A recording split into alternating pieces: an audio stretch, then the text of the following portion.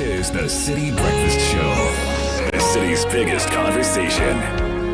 The Citi Breakfast Show, rise above the noise.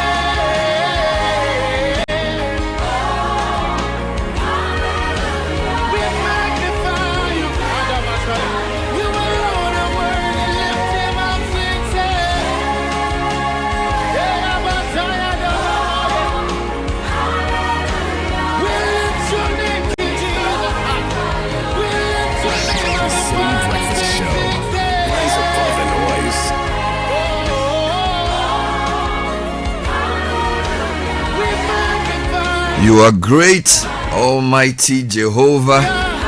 Hallelujah. We glorify your name. Great song to start your morning. It says, who compares to you, Messiah King? Mighty God, you rule and reign. Lord, we bow to you. We desire to lift our voices and proclaim that you are great, Almighty Jehovah. Hallelujah. We magnify your name. This is a really, really powerful song. A partnership between Team Eternity and Kofi Kakari. What a great collaboration. Collaboration is working together, co-laboring. It's you break the word down, you work together. It says, how shall one chase 1,000 and two shall chase 10,000? So effective collaboration compounds. So it's not an arithmetic progression, it's geometric. It means if you get two like-minded people to work together, it's times 10, sometimes times 100.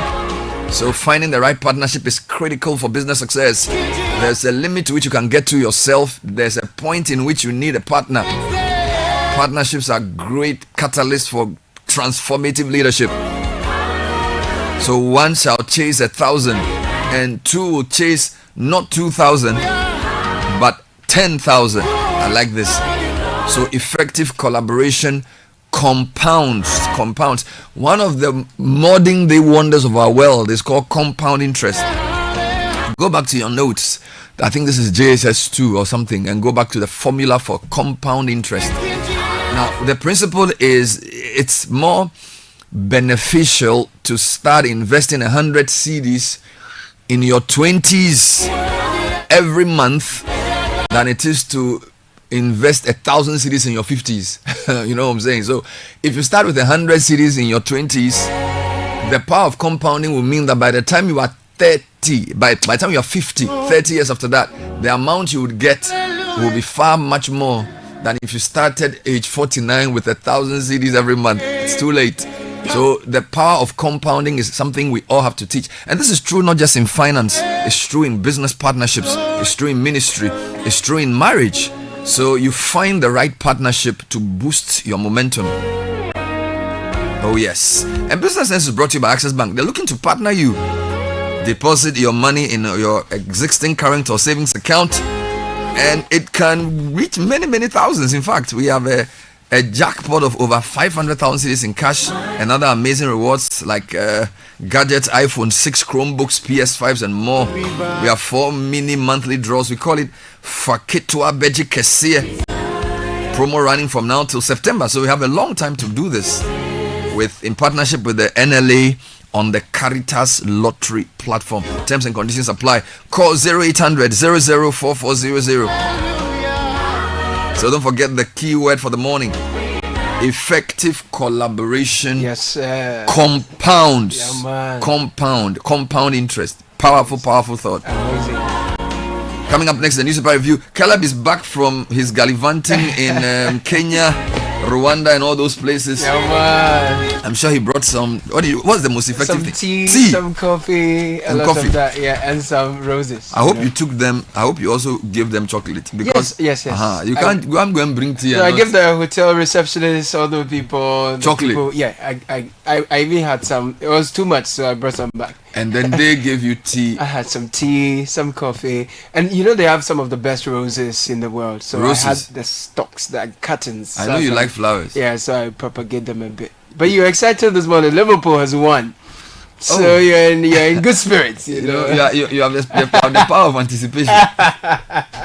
No, it's great. It's a great day, Charlie. Yeah, as you can see, I'm in a different mood. I feel it. Charlie, I feel the collaboration and the synergy. No, Charlie, and the compounding. It's too powerful. Yeah, man. It's too great. Let me pay my bills with the sponsors for the newspaper review quickly. I was hoping the Man U supporter will come, but he's hiding somewhere. I don't know why he's hiding. I think he should come. Today is not a problem. We can do it all together. Talking about compounding, Total Energies' new Excellium has a powerful 3-in-1 action that cleans your engine, extends its life, and lowers your fuel consumption. Thanks to the cumulative effect of its anti-corrosion, anti-wear, and detergent additives, Excellium's new formula lowers your vehicle's fuel consumption and reduces CO2 emissions. Experience the difference with Total Energies Excellium. New formula. Choose Excellium. Choose quality. The newspaper review segment is also brought to you by Piva Beverages. We have 5 distinct flavors: the cola, the orange, the cocktail, the grapefruit, and the tangy. They are all bursting with amazing flavor. Proudly made here in Ghana. Available at your local store. Call 0550-03223. Piva Beverages, a taste you will certainly love. Again, coming back to partnerships, Fidelity Bank say, from the dreams of youth to the ambitions of adulthood, wherever you are on your journey, trust us to be with you every step of the way to turn your dreams into reality. Every goal deserves a chance to flourish, and with hard work, dedication, and a strong belief in yourself, the seed of greatness is within reach. We are here for your journey. Believe with us. What a beautiful morning. Bernard, you know, there are days you realize some things are not too important. Bernard, look, Ghana. You haven't even buttoned your shirt well. Bernard, Ghana. You see? You haven't even buttoned. Bernard, there are serious things we have to discuss this morning. We won't discuss any serious thing. We'll take a commercial break and you button your shirt properly. And then we'll discuss what happened yesterday. Master, stop. This is the City Breakfast Show. The city's biggest conversation. Join the conversation on the City Breakfast Show on Facebook at facebook.com/City97.3, Twitter at twitter.com/City973, and Instagram at instagram.com/City973 with the hashtag CityCBS. If you have 250 Ghana cedis right now, it can do wonders for you. Chairman, Fabeji, it could turn your tears into joy in the Access Bank Fakitwa Beji Kesie promo. Madam, Fabeji, it could get you up to 50,000 Ghana cedis cash prize. Business owner, Fabeji. As a student, make transactions with your Access Bank card, and that will get you Spotify and Netflix subscriptions, PS5, iPhone 16 Pro Max, and more. This be out of class senso. Fabeji, you see what 250 Ghana cedis can do for you? And Gasakra. Fabeji, it's the Access Bank Fakitwabeji Kesia promo. Deposit a minimum of 250 Ghana cedis and its multiples in your new or existing account and be on your way to winning a share of the 580,000 Ghana cedis in cash prizes and other amazing rewards. The more you deposit, the more your chances of winning. Promo runs from now to September 2025. This promo is in partnership with NLA on the Caritas Lottery platform. Terms and conditions apply. Access Bank, more than banking. The City Breakfast Show. Rise above the noise.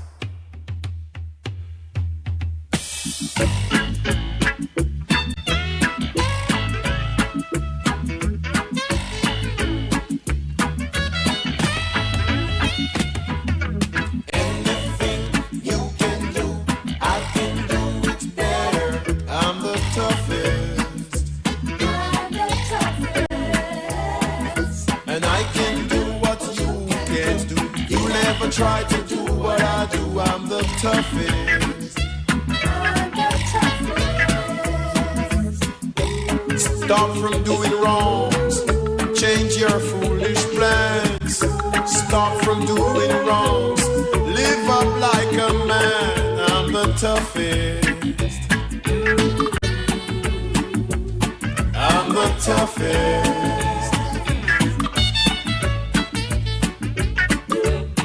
Now my little brothers, the power of relevant radio. Got to be good. Citi 97.3. Do what's right, yeah. Don't Peter McIntosh.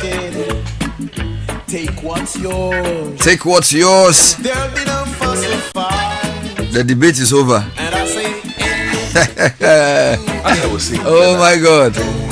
Let me say, going to Richie Sky. It's good to see you, my brother. Good morning. Don't be like your father, man. My phone, hi, for looking great. I'm a phone. We are in good spirits. Yes. We are so excited, Yes. grateful to God Yes. that finally, Yeah, man. We had rain. Finally, we had rain. you know, finally. I remember when you said you had a dream. You said a dream was for an appointed time. That was like 2018.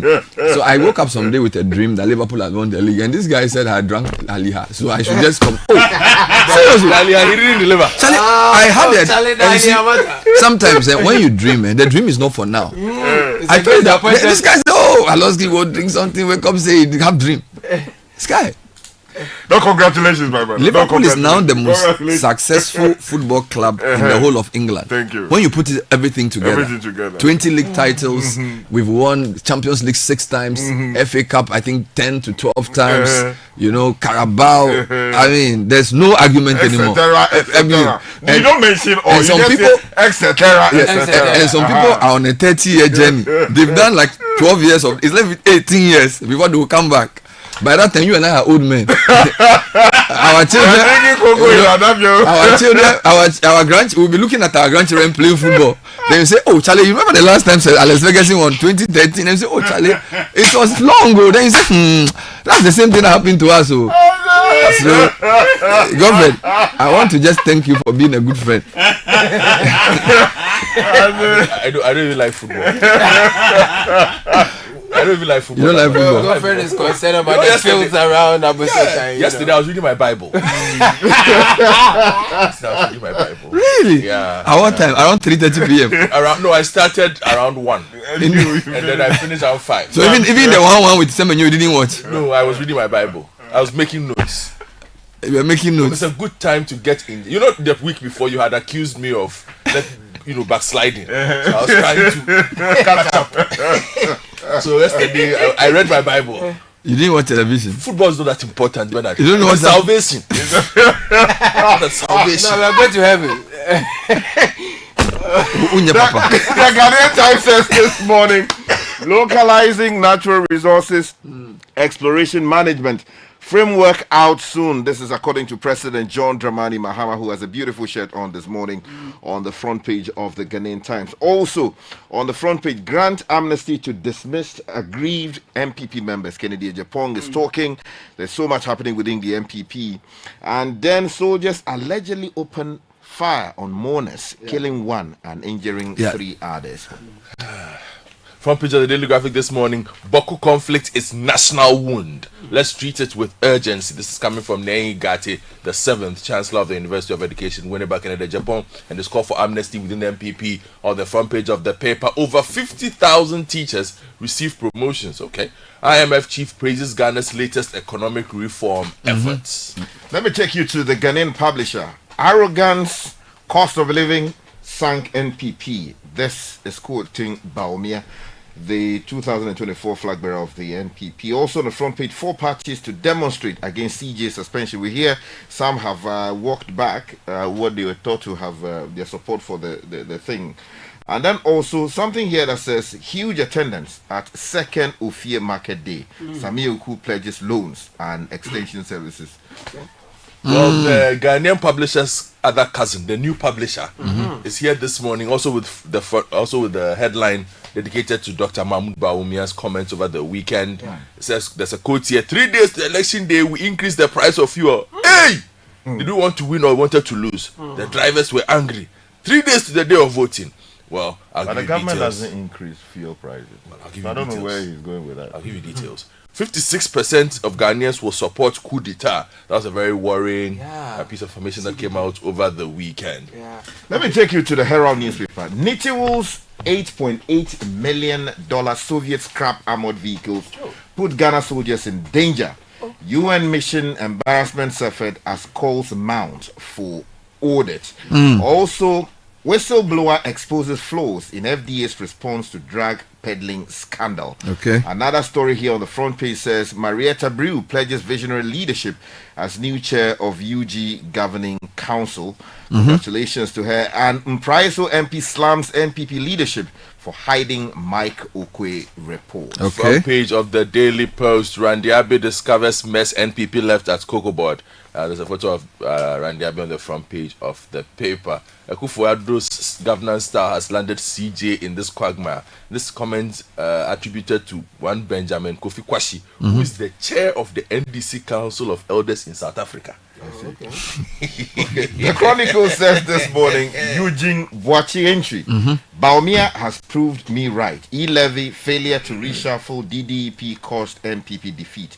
Not any spirituality. Okay. Meanwhile, no fears. MPP will bounce back. Dr. Baumia is quoted here saying. Also, another story says MPP NDP to demonstrate against suspension of CJ, and some other stories here on the front page. All right. The front page of the Daily Gist also goes to Samuel Uku Baumia's comments. GRA under fire over $1.8 billion money laundering probe. Also here. Finally, from me, the Today newspaper says our defeat was self-inflicted. Baumia to MPP, respected voice within the governance space, Ajimanduya Prof, is quoted as saying CJ's predicament due to Akufo-Addo's bad precedent. And Adansi Dompoase accident claims 6 lives. Charlie, these things are becoming serious, so Sky.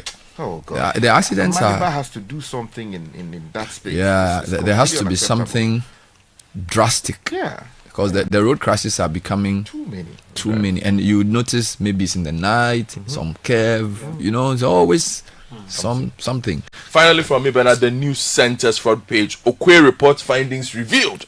Yes, I'm going to give you filler. Political parties to demonstrate against CJ suspension. The GBA call also here, and then the IMF. All right, let's come on and Caleb. You were key architect of MPP's defeat. This is Powergrave Boachidankwa firing Dr. Baumia. This is channel1news.com. And Ponkatamanso residents are not happy. They are demanding improved roads. Okay. Same with those who use the Yendi Chereponi stretch. Government urged to complete proceed that road. Reach out to us when power goes out. ECG urges customers, and we are told that management at the Tamale Teaching Hospital hails suspension of doctor strike. All right. If you go to citynewsroom.com, Dr. Baumia is here as well. Arrogance of power, e-levy, DDEP contributed to our loss in 2024. This is Dr. Baumia. And spending $54 million on National Cathedral contributed to our defeat. This is Dr. Baumia speaking. To still on citynewsroom.com, Mahama will be launching a Jumeirah program today. Okay. Government exceeds Treasury bill target by 550 million Ghana cedis. Asante Hine resumes Boko conflict mediation today. My Joy online quickly. We're told that Ghana's IMF program on track, but future reforms will be the true test, says mission chief. And support for military intervention grows among Ghanaians. Afrobarometer was revealing. Star FM this morning. Ken Ejapon calls for amnesty for suspended NPP members. A number of other stories here as well. Okay. If I take you to Class FM. Yes, online. Omama Herbal Mixture, the new additive craze among Greater Accra youths. Interesting one there. And CAF president pays courtesy call on President Mahama ahead of CAF. Can you meeting take in me Accra. to the BBC? What are they saying? Suspect charged after Vancouver car ramming leaves 11 dead.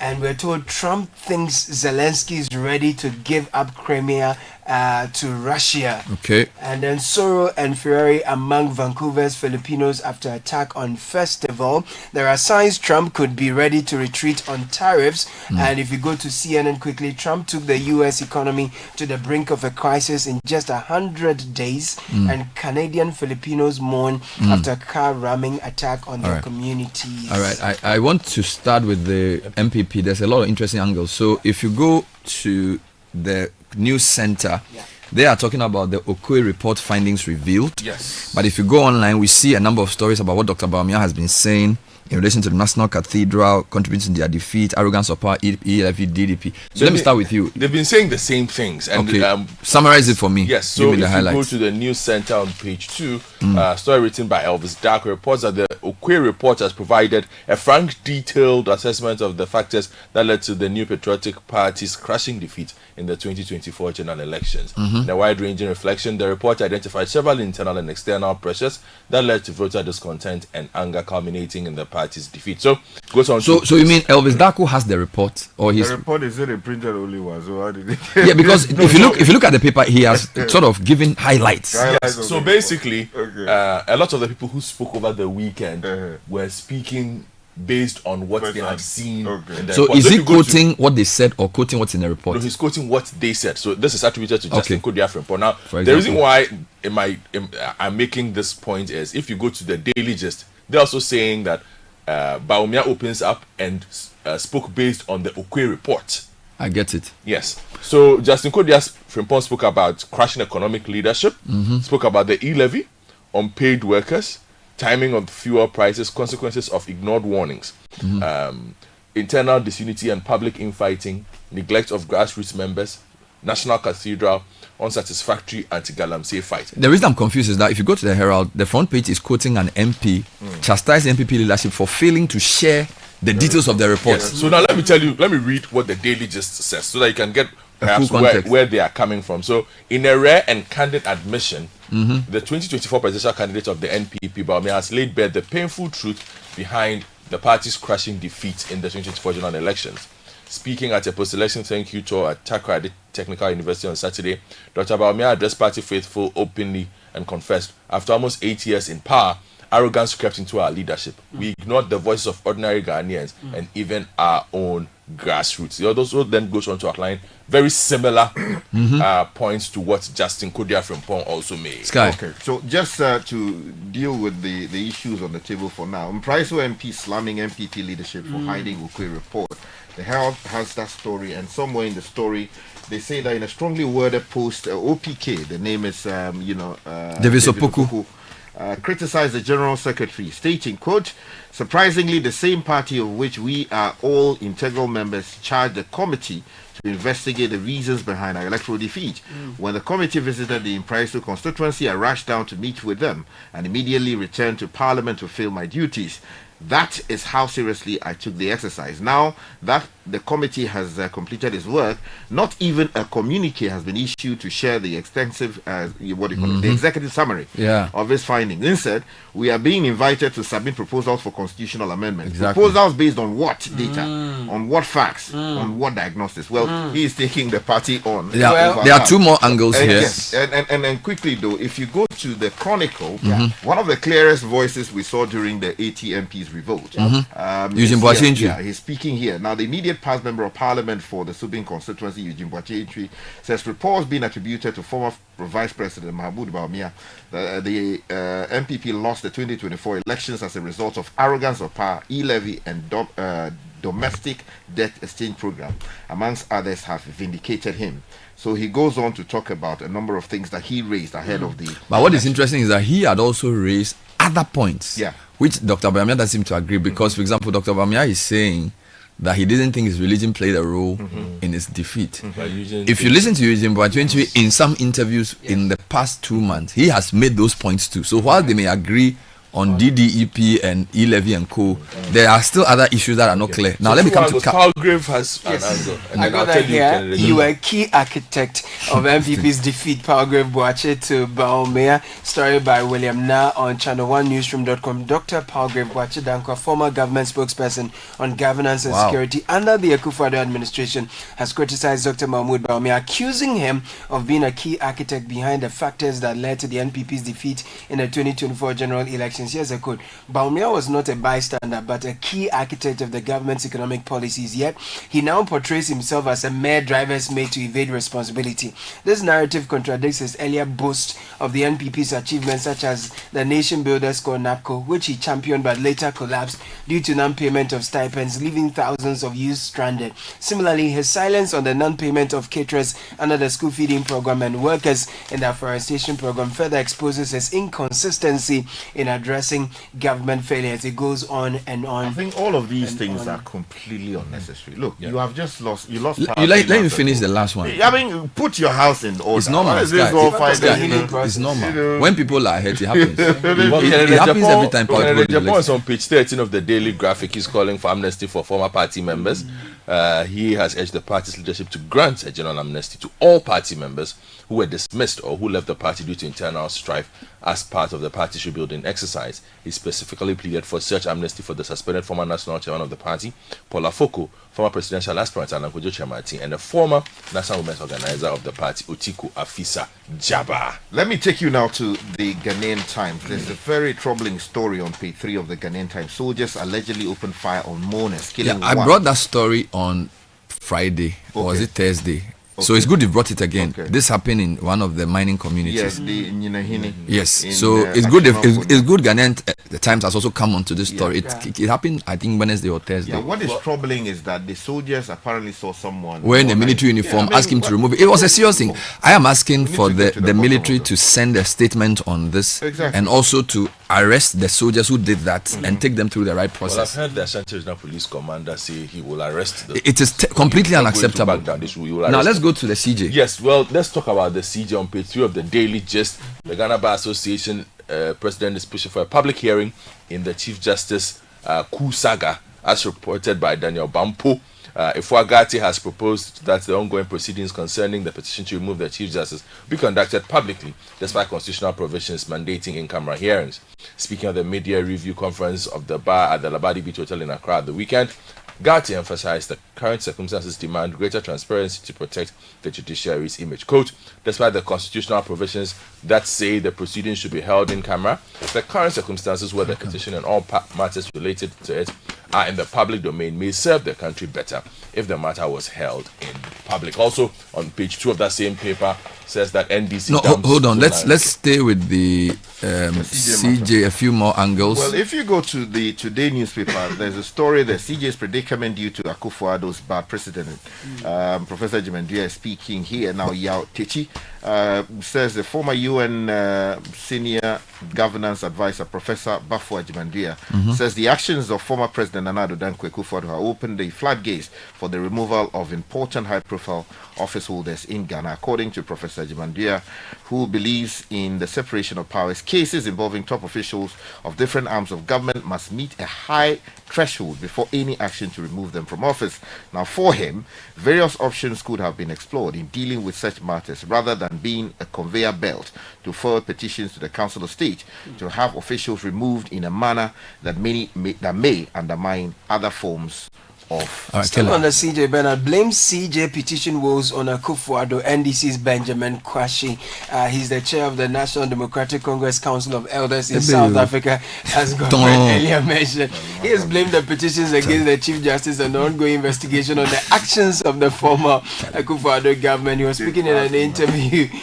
He says, where were the NPP lawyers now parading themselves as lawyers of conscience? Where were they? And where their conscience sleeping at the period? He stressed that the NDC warned President Akufo-Addo and the NPP about the dangerous precedent being set, but their concerns were ignored until now, when the consequences have become When you apparent. say you want to reset, you do better. I want you to take me to IMF stories. I think a few economy stories. There are some on my Joy online. If you can give me a couple of headlines from there. Okay, so there's one here that says Finance Minister outlines measures to tackle Ghana's large payable build-up in 2024. That's in the Herald newspaper for this morning. All right. Okay. And this one on my Joy is 1 second. This is messing up. Okay, well, if you the IMF stories on page 32. Okay, you got it. Yeah, page 32 of the Daily Graphic, where our finance minister has been busy. So the International Monetary Fund has lauded Ghana's strong commitment to economic reforms under the IMF-supported program. The endorsement came during a high-level meeting between the Managing Director of the IMF, Kristalina Georgieva, and the Minister of Finance, Dr. Kesala Tuforsin, where the former acknowledged Ghana's significant progress in restoring macroeconomic stability despite challenging conditions. There are two stories on the military. One claims that Mahama has quelled agitation in the military in the Daily Gist, and then the Herald is also continuing the story about some $8.8 million worth of. So the story is on the front page, but details on page 3. An investigation by the Herald has uncovered more troubling details surrounding the Ghana Armed Forces' recent acquisition of 20 aging armored vehicles. Now, military insiders describe these vehicles as death traps, posing a serious risk to the lives of Ghanaian soldiers deployed on international peacekeeping missions. Now, it goes on to provide details of the vehicles in question: BTR-70 8x8 wheeled armored personnel carriers, originally manufactured in 1972. Oh, Charlie, this is. So the team was lying in some scrapyard, though, Charlie. Long before many of us. No. Is it the guns that could not shoot? Charlie, seriously.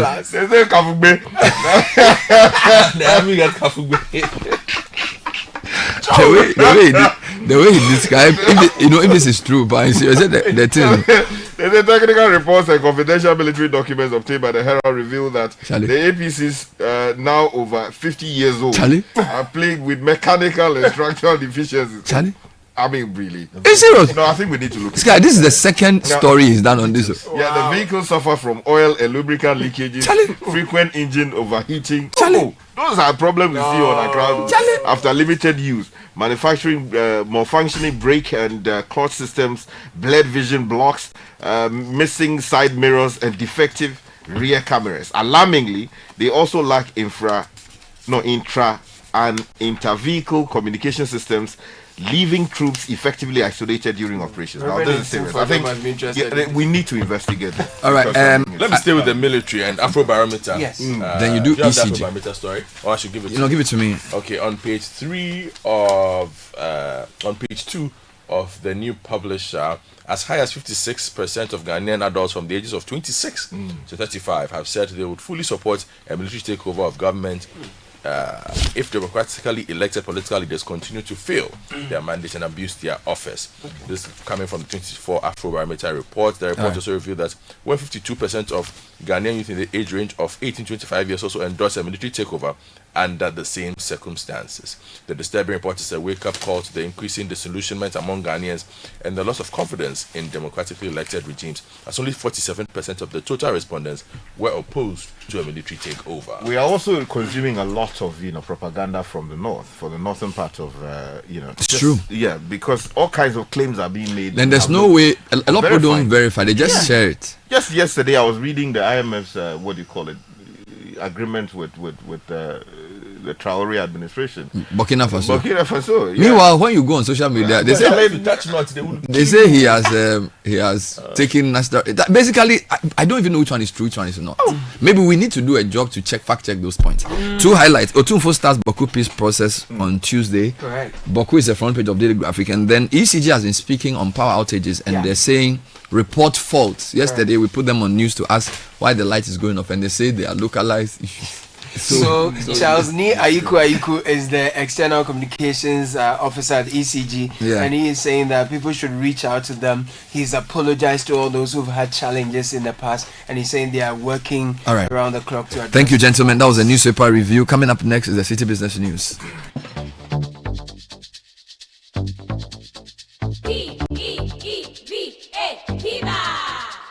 Looking for a burst of flavor in every sip? Discover the refreshing taste of Piva beverages. Enjoy the classic Piva Cola flavor, perfect fit anytime. How about a fruity adventure? Try our delightful Piva orange fruit drink packed with recognized citrus flavor. Craving something exotic? Our Piva cocktail fruit drink brings the tropics to you. For a sweet and juicy treat, grab our grapefruit drink and don't miss out on the refreshing Piva Tangerine fruit drink, bursting with tangerine flavor. Piva Cola, Piva Orange, Piva Cocktail, Piva Grape, Piva Tangerine. Grab yours today. Available now at your local store. Call us on 055 00 32231. Piva, a taste you love. This advert is FDA approved. P for Piva.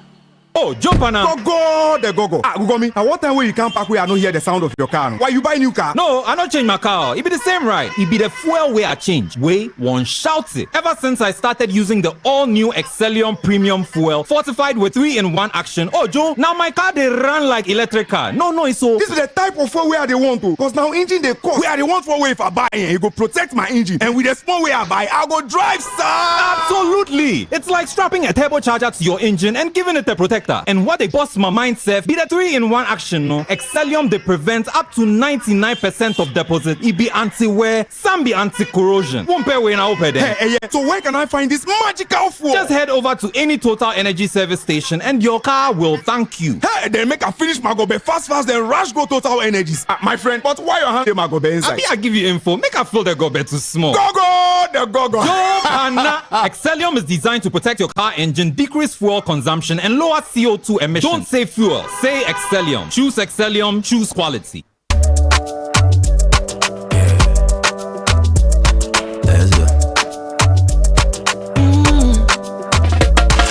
My body, when you wake up in the morning and you know the money calling, oh you go work, but you know it's out in your side.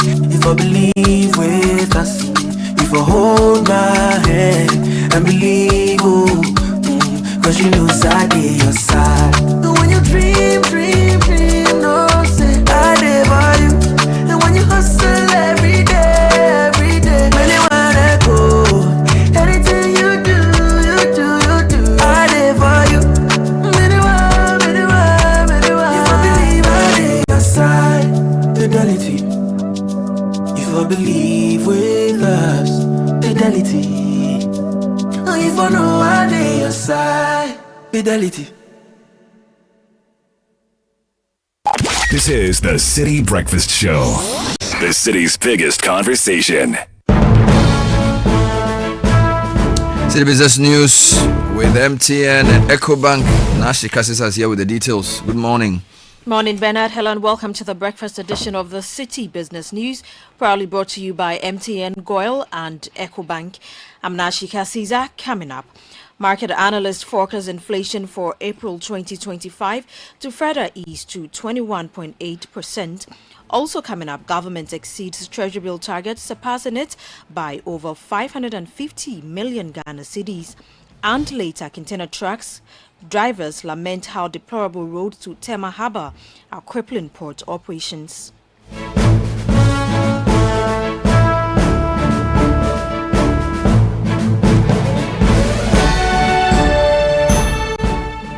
Let's settle for the details of our stories now. Market analysts are projecting a further slowdown in Ghana's inflation for April, projecting it to slow to 21.8% year-on-year, driven relatively stable palm prices and a steadier cedi. This follows the moderation in March inflation to 22.4%. Emmanuel Opong has more. A report by Databank Research anticipates that the disinflation trend will persist, supported largely by improved food supply dynamics. However, on the broader outlook, the report warns that sustaining this downward momentum will hinge on monetary policy decisions.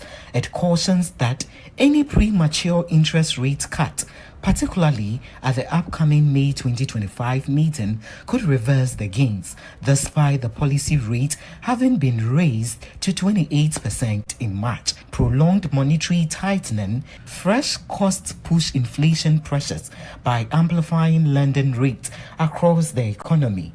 Although food prices remain relatively elevated, March's headline inflation slowdown was largely attributed to food inflation, which eased to 26.1% year-on-year from 28.1% previously.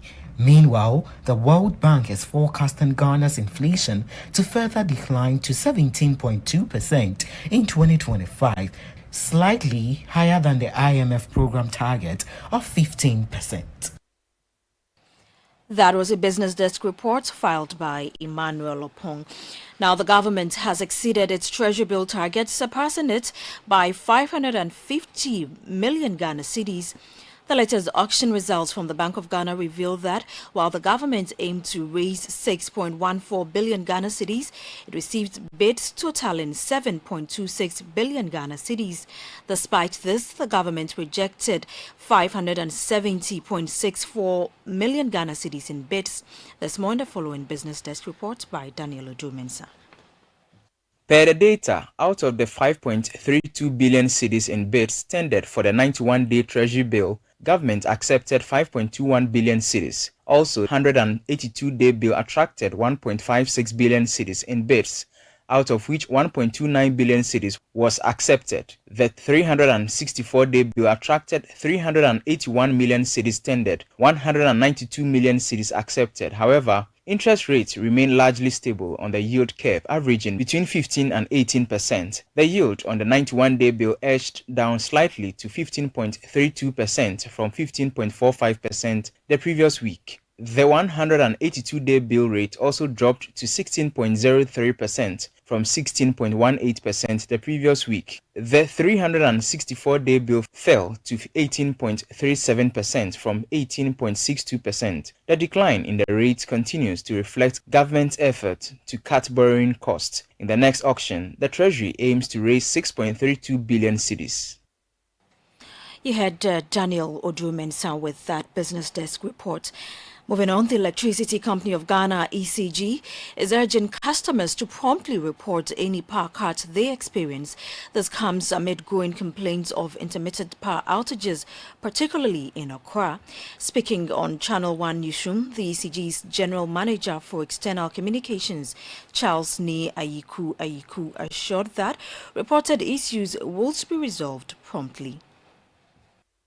Due to the current rainstorms, we've experienced some outages in our operational areas, some of our operational areas. Our engineers are on the ground working on them, and we hope to get everything stabilized very soon. In some of our other operational areas too, we've had some emergency outages due to technical challenges and sometimes from our transmitters. and that's from Grico. And we do urge our customers to report any falling or sagging conductors within their vicinities. I do apologize for the inconvenience that our customers are experiencing. But for some of our systems, you would have to call the district office or our helpline for us to do the restoration of power for you. Charles Ni Ayiku further attributed the erratic power outages in the Volta region to technical faults from the Ghana Grid Company Limited Gridco, stating that Gridco remains committed to fixing all technical defects and to fully restore power in the region. As our transmitters, we receive power from them and then we distribute to our customers. And whenever they have challenges on their systems, it becomes very difficult for us to supply power to our customers. And we have noticed that and informed them. And they have assured us that they are working on stabilizing power within the Volta region. And we have consistent and constant meetings with them. As I speak to you, tomorrow we have a meeting with them to ascertain the current situation and how far they've gone in restoring the system into normality. You heard there the General Manager in charge of external communications at the Electricity Company of Ghana, ECG, Charles Ni Ayiku there. Moving on, delays along the route to the Tema Harbour are crippling port operations as container truck drivers struggle with the deteriorating condition of access roads. Drivers and other road users report that navigating the pothole-ridden routes is costing valuable time and disrupting trade. Daniel Odumensa has more in the following reports. When a news team visited the stretch, several articulated trucks carrying containers were seen slowing down considerably as they struggled through deep potholes scattered along the road.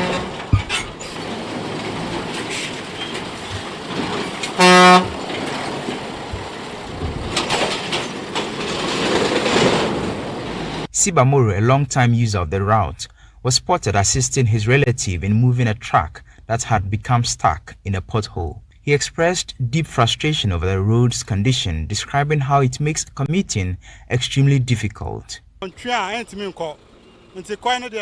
My brother's car is badly stuck, and if I don't help him, it will be very difficult for him to move. This road is in a terrible condition. If we get some help, it will really save the situation. The road has been in poor shape for several years. Ibrahim Awini, a commercial motorcycle rider, shared that the road has been deteriorating steadily over the past 8 years, with the situation worsening dramatically when it rains. For right now, if you rain for right now, he owe me but sometimes it cost accident for year. You understand me? Plenty accident they happen for year. Until the two I have to talk. Maybe go back the they can't do the road fast because of the road. The road they do accident too much. Until they will make fast and can't do the road fast. Prosper Ifa, a resident, pointed out a specific section of the road that continues to develop potholes despite periodic repair efforts by the Ghana Ports and Harbours Authority.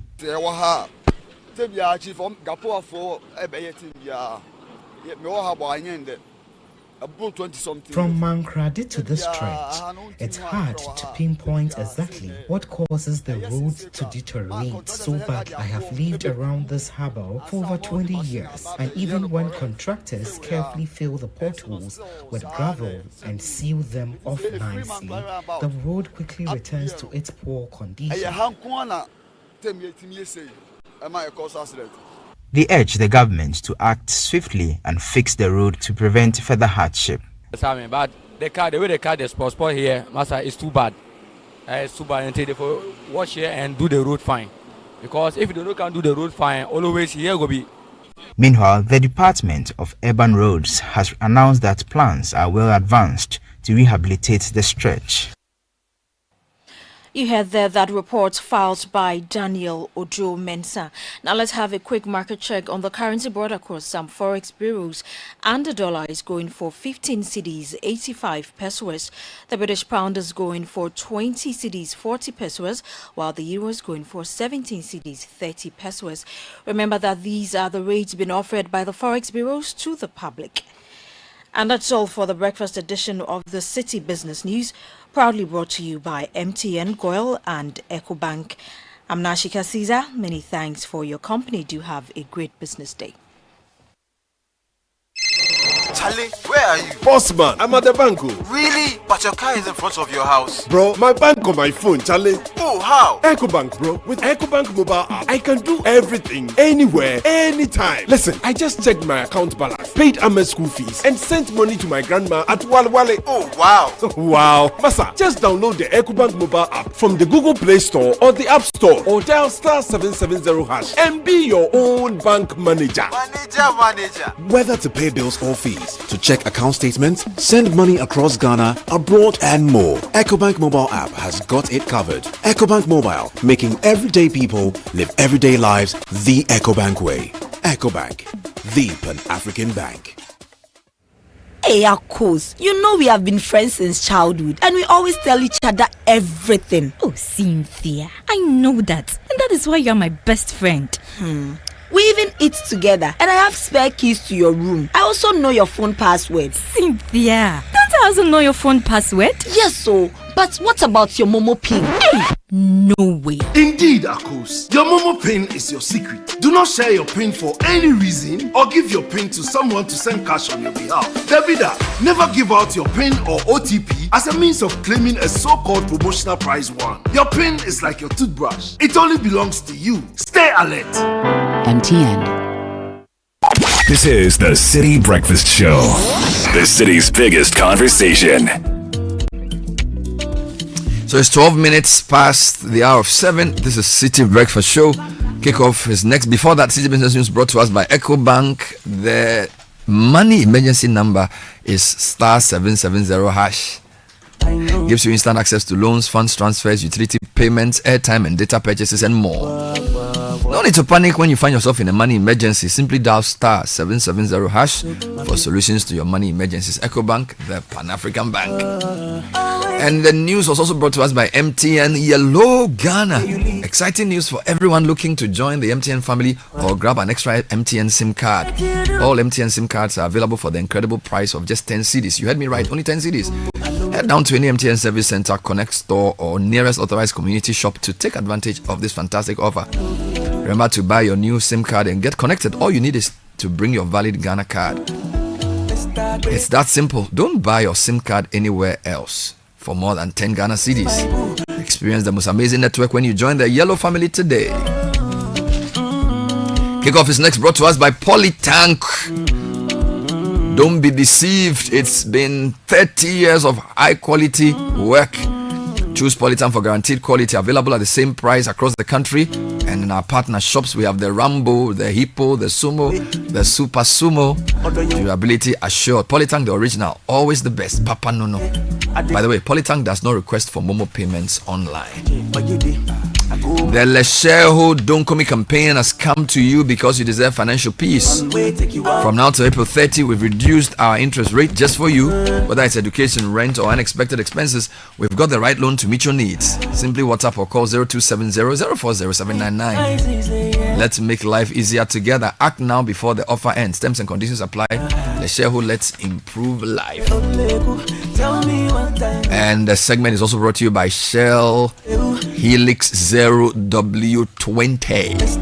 Oh yes, the new Shell Helix Ultra 0W20 SP with carbon neutral properties is the one for your premium car.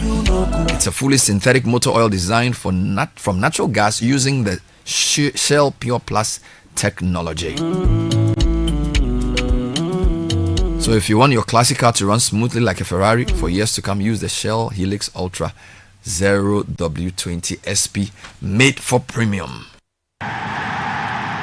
Liverpool are the champions of the Premier League. Liverpool are back on their perch. Liverpool, the Premier League champions, Liverpool, once again, the kings of England. Oh, yes.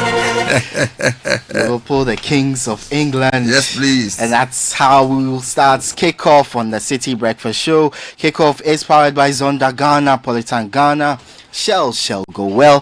Lesheho, let's improve lives. Spurs could not spoil the Merseyside party as Liverpool came from a goal down to win 5-1 and clinch the Premier League title on Sunday. A record equaling 20th English top flight crown. We'll get you some reactions from Anfield shortly. We'll also run through what happened at the GOC Elective Congress on Saturday. All of that plus updates from the Ghana Premier League and the CAF African Schools Football Championships.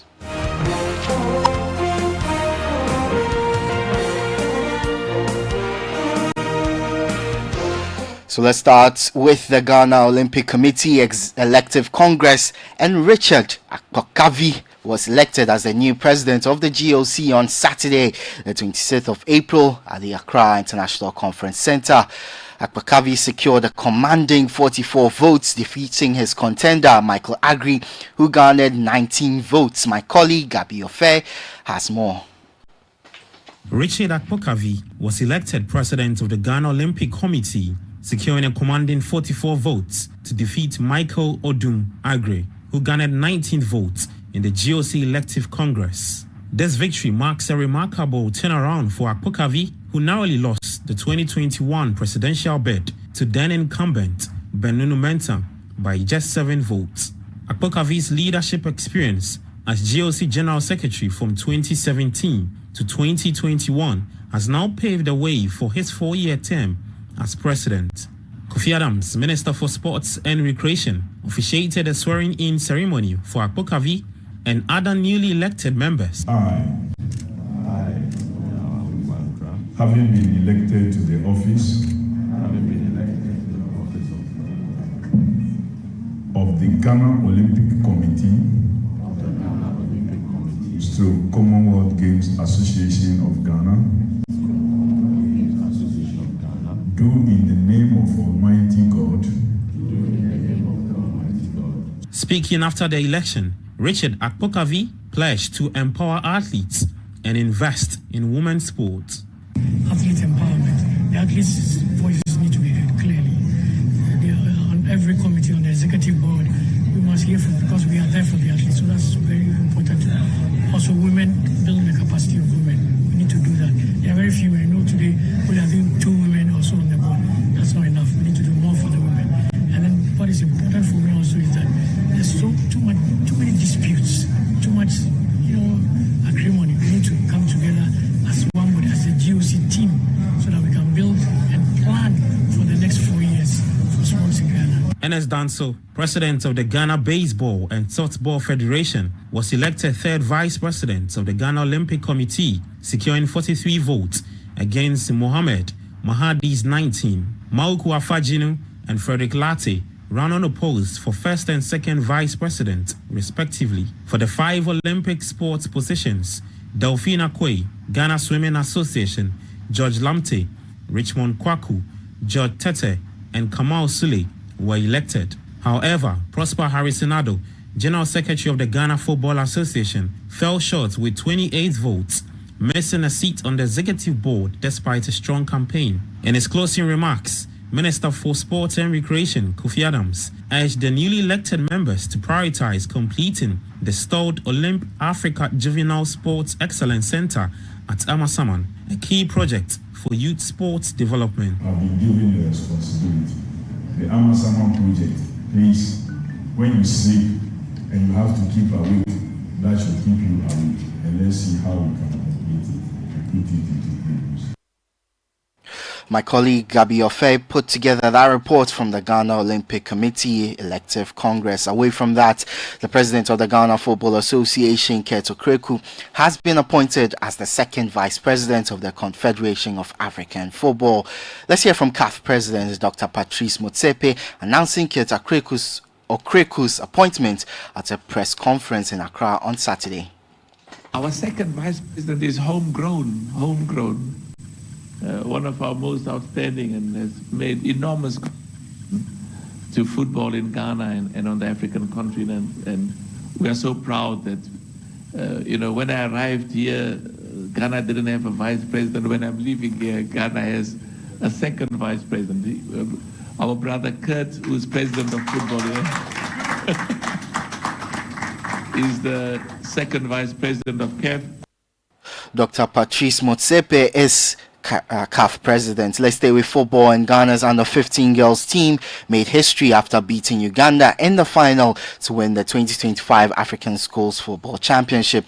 Goals from Belinda Pente and Daniela Abbas secured a 2-0 win for Ghana at the University of Ghana Stadium. The boys team finished their campaign on a high following their comeback victory over Uganda in the third place playoff game. Kweku Danso's side came from a goal down to record a 2-1 win over the Eastern African side to claim the bronze medal. Let's climb up a couple of age levels to the men's under-20 AFCON.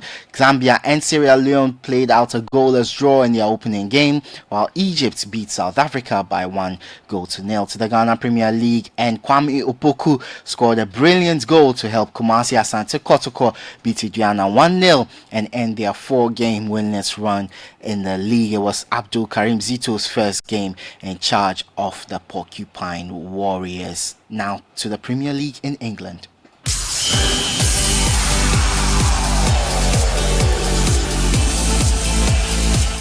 So Liverpool drew level with Manchester United on 20 top-flight titles when they were crowned the 2024-25 Premier League champions. The club shared top spot for the most league titles in England. 18 of Liverpool's 20 championships were won before 1992, when the Premier League replaced the First Division as England's top league. Now let's get some reactions. First from Liverpool duo Andy Robertson and Curtis Jones. Another league title, how does that feel? Obviously the last one we worked so hard for, but we didn't get to have scenes like this, and it's so important to enjoy it with your friends, your family, and obviously the fans in the stadium. So it's what we've been working towards since we done it in 2019-20, so I'm glad we finally got over the line. Curtis, as a local lad, how special is this? The noise before the game, you saw it from the coach, and then this from the clock and the whole stadium. I don't think I even need to speak about it. You can hear it now. Just take that all in, and that's telling you everything. You know what I mean? But us as a group, this what helps us all the time to get us through games. So yeah, it's for the fans, us, our family as well, of course. But yeah, as you can hear it.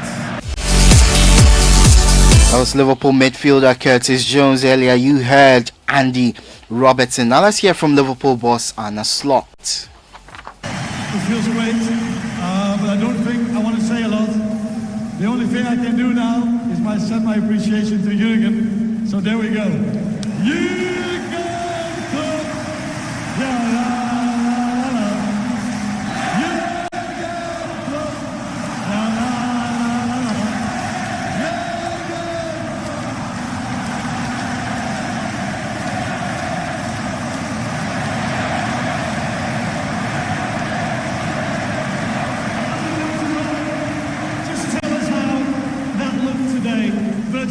Speaking about how important it was for everybody to be in red. It was an absolute spectacle, and it was just a cauldron of noise right throughout the entire game today. Yeah. Yeah, it was. But I think even before the game, it was already clear that we were going to lose this game. The way we arrived there with the bus, I think everybody who was sitting in the bus felt there's no way we're going to lose this game. You heard Liverpool boss Arne Slot there celebrating with the Liverpool fans. In the FA Cup, Manchester City brushed aside a luckless Nottingham Forest to reach a third successive FA Cup final. Here are the thoughts of Man City's Mateo Kovacic. Matteo, another cup final for Manchester City. A lot of action today, a lot of goal-mouth action, but did you deserve it overall? I think it was a deserved win for us. From the first minute we started quite well, scoring the goal with Rico. Dominating, having a few chances, and we didn't put the game to bed, but in the end they are a strong team, they came back, so they had a few chances, but I think it's a deserved win and we're happy to be in another final. That was Mateo Kovacic of Man City, and they will face Crystal Palace on the 17th of May in the FA Cup final after Palace beat Aston Villa 3-0 on Saturday. In Italy, Scott McTominay scored twice as Napoli beat Torino to go 3 points clear at the top of Serie A with 4 games to play.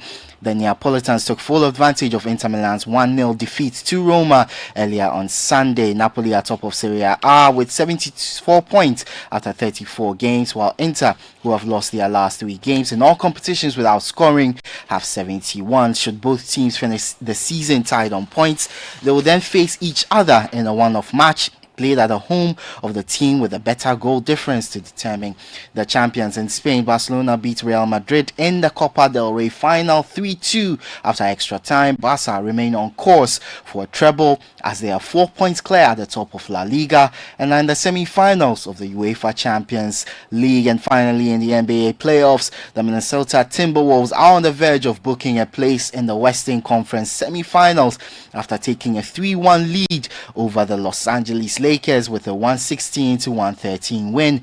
Anthony Edwards scored a game-high 43 points with 9 rebounds and 6 assists for the Timberwolves, while Luka Doncic top scored for the Lakers with 38. And that's the latest in the world of sports. For more on all these stories, visit citysportsonline.com. Kickoff is powered by Shell Go Well, Politangana, Zonda GH, and Lesheho. Let's improve live. I am Edwin Kwakofi. The City Breakfast Show with Bernard Avle continues.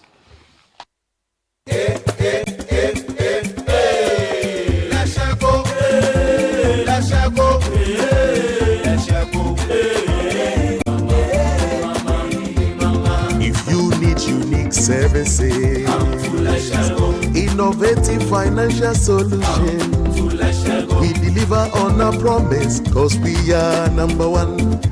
Let's share go, we improve your life. Let's share go, let's share go, hey mama, hey mama, hey mama. Even when you're stuck with nothing, no matter your situation, let's share go, we improve your life. Let's share go, hey, let's share go, hey, let's share go, hey mama, hey mama, hey mama. Let's share go, we improve your life. Polytank is everywhere, durable and authentic. Stronger brand you can trust. Polytank, we get some more Rambo and get some more super. And the Polytank we did Polytank, papa no no, papa no no no, papa no no, papa no no no, papa no no, Ankasa. Polytank, the original, always the best. There are some classy celebrations that calls for whipping out your favorite China sets. Same goes for your luxury vehicle. Just any engine oil won't do. Premium understands premium best. The new Shell Helix Ultra 0W20 SP is the one for your premium car. It's a fully synthetic motor oil designed using the Shell Pure Plus technology. Prevents dirt buildup with exceptional cleaning power, leaving your pistons cleaner than a whistle, up to 50% more than the industry standard, and gives you stronger, long-lasting engine performance. So, if you want your classic car to run smoothly like a Ferrari for years to come, use the Shell Helix Ultra SP 020 made for premium. Shell Helix Ultra 0W20 SP, designed for ultimate engine performance. Join the conversation on the City Breakfast Show on Facebook at facebook.com/City97.3, Twitter at twitter.com/City973, and Instagram at instagram.com/City973 with the hashtag CityCBS.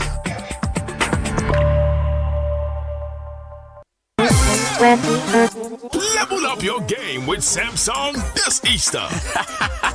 Call me the Gadget Master. Yeah! Yes, this Easter is the Samsung Excellent Deals. Charlene, what are you waiting for? Up to 30% off. A06 starting at 1,499. Grab your Galaxy A26 for 4,199 Ghana cedis. A56 6,599. And your Galaxy Tab A9 is starting at 2,599 Ghana cedis. What more can you ask for? Okay, this is bonus. Grab your Galaxy Watch 7 and thank me later. Price has drastically dropped from 5,099 to 3,569 Ghana cedis. Don't forget, promo valid from 11th April to 4th May. Terms and conditions apply. No. This is the City Breakfast Show. The city's biggest conversation. The City Breakfast Show. Rise above the noise. The Money Matter segment is brought to you by Petra. Petra, achieve more. Welcome to the Money Matter segment with Petra. Imagine planting a mango tree. You water it, care for it, and after some time it starts giving you fruit every year. That's exactly what compound interest does. When you invest, your money earns interest, and that interest also starts earning interest. Over time, your money keeps growing, even while you sleep. Petra is here to help you plant that tree and watch it grow. Start now. Your future you will thank you. Dial *447 *70 hash to speak to a financial advisor today. Petra, achieve more. The Money Matter segment was brought to you by Petra. Petra, achieve more. No power. This year, take the first step towards a deeper connection with God and one another. Join us for the Family Consecration Service, a powerful journey of faith, love, and renewal. In 2025, we are called to consecrate our homes, our hearts, and our lives, to dedicate ourselves and our families to the path of faith, grace, and unity. Through prayer and reflection and a shared devotion, the Family Consecration Service 2025 brings families closer together, strengthens bonds, and invites God's presence into every corner of our homes. It's on Thursday, 1st of May 2025 from 6 a.m. to 12 noon. The venue is the Oil Dome, Royal House Chapel International, Accra. There will be renewal of vows for married couples. Join countless families around the world as we come together to consecrate our lives in the spirit of love and faith. A consecration for today and for generations to come. Make this year a new beginning. Family Consecration Service 2025 for the love of God and the love of family. Join us this year. Together, let's consecrate our families and our hearts.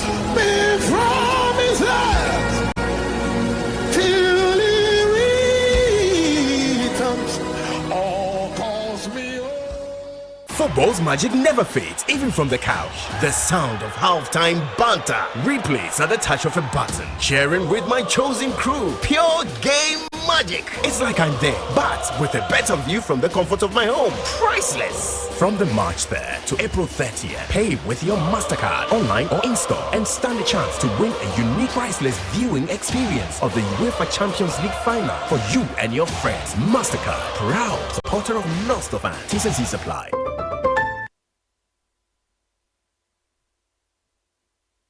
This is the City Breakfast Show.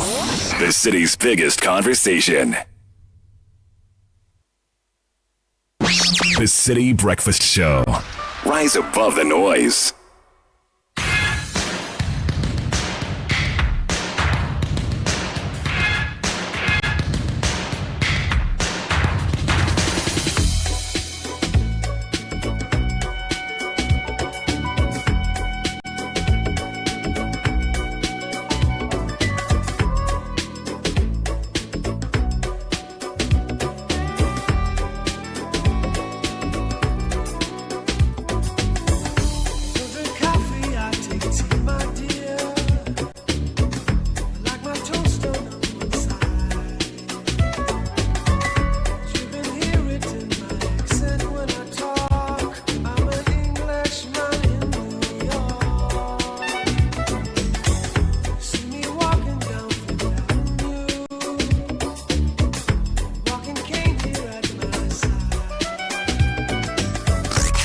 Unleashing the power of relevant radio. This is Citi 97.3.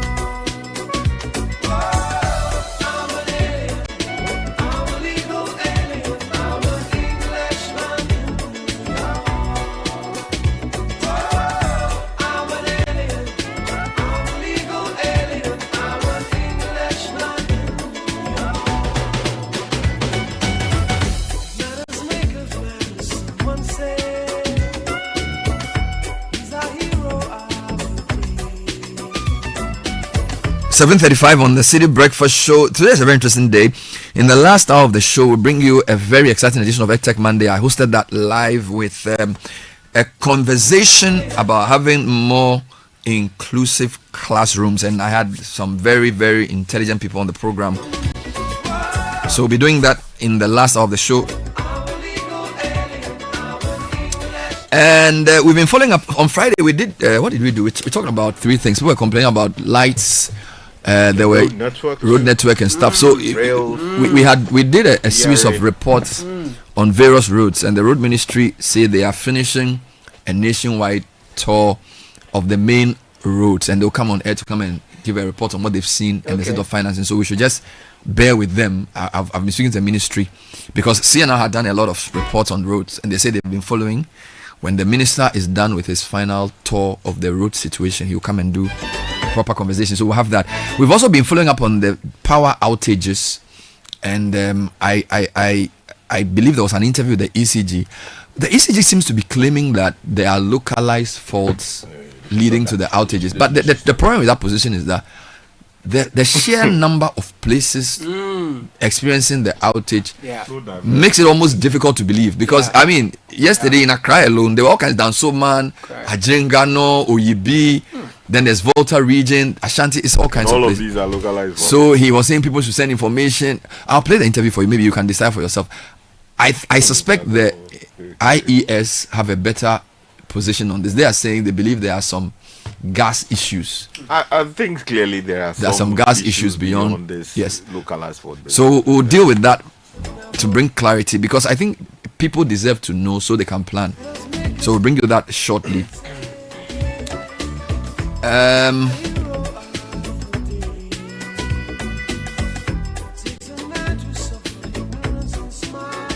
All right, so a few quick birthday requests. Today is the 28th day of April. And let me start with Luis Obingdako. He's an elder in my local church. Today is his birthday. Happy birthday, sir. On this special day, we celebrate not only your exemplary leadership, but your ability to connect with everyone at Nyaho Medical Center. Wishing Mr. Prince Chum, Hospital Administrator at Nyaho Medical Center, with a great respect and admiration, a happy birthday. So, across the distance, I celebrate two of the greatest gifts of my life, my beautiful wife, Jifa Sogbe Adrani, and our precious daughter, Valikem. Wow. Awishi Adrani. So I am far away, my heart is right there with you. Happy birthday, my loves. You're my home, my joy, my everything. I love you more than words can ever say. Love you, girls. From Samuel Adrani. So Samuel was on the Heritage Caravan in 2022. Right. He is one of our finest virtual reality IT experts. Right. And Jifa is a schoolmate of mine. I associate myself with the request. Yes, yes, I want to. We all associate ourselves with. Yes, Jifa is one of the nicest people. Yes, wow. You would meet. And Samuel is very close to your friend, the drown dancer. Oh yeah, I know. Yes. No, but Jifa also dances. Charlie, they all did ontology. Yeah.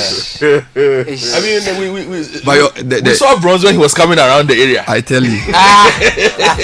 But yesterday was the birthday of Victoria Nina Arabella Crab.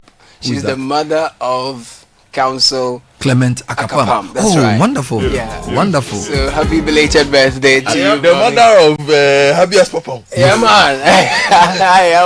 Happy birthday. This one says, kindly help me wish my niece a happy birthday. Happy birthday, Rebecca Hammond. I'm so proud of the amazing woman you've become. May God bless you, guide your steps, and grant you endless joy and success. Keep shining brightly. The world is lucky to have you, from your uncle, Raphael Oblite Otu.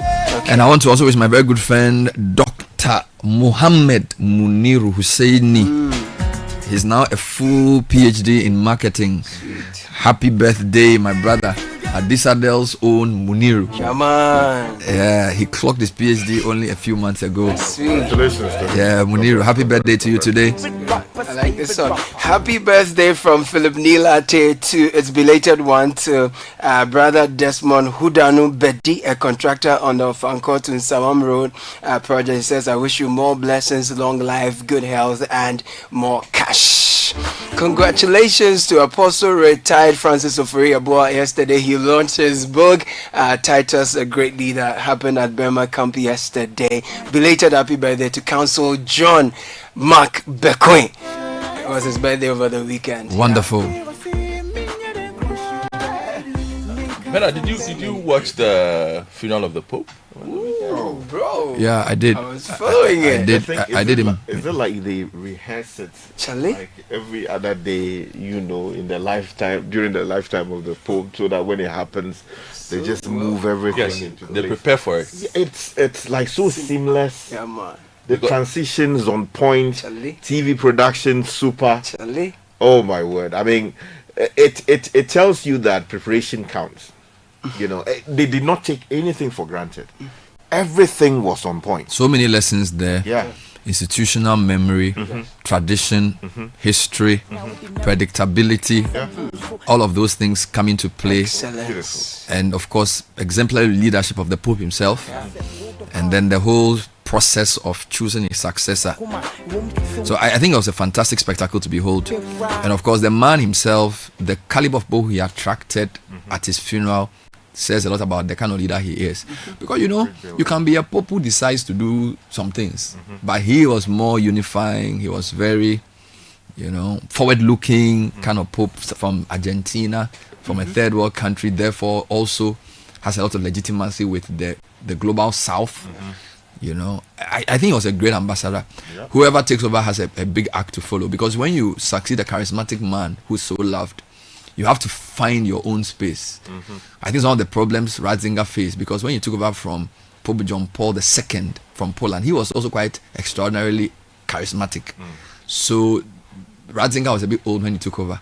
So it's going to be an interesting situation to see who takes over. Again, because global leadership is now very personalized. Don't forget, we are back in an era of personalized leadership. So from Reagan, Thatcher, now we are back to Trump, Xi Jinping. So it's basically...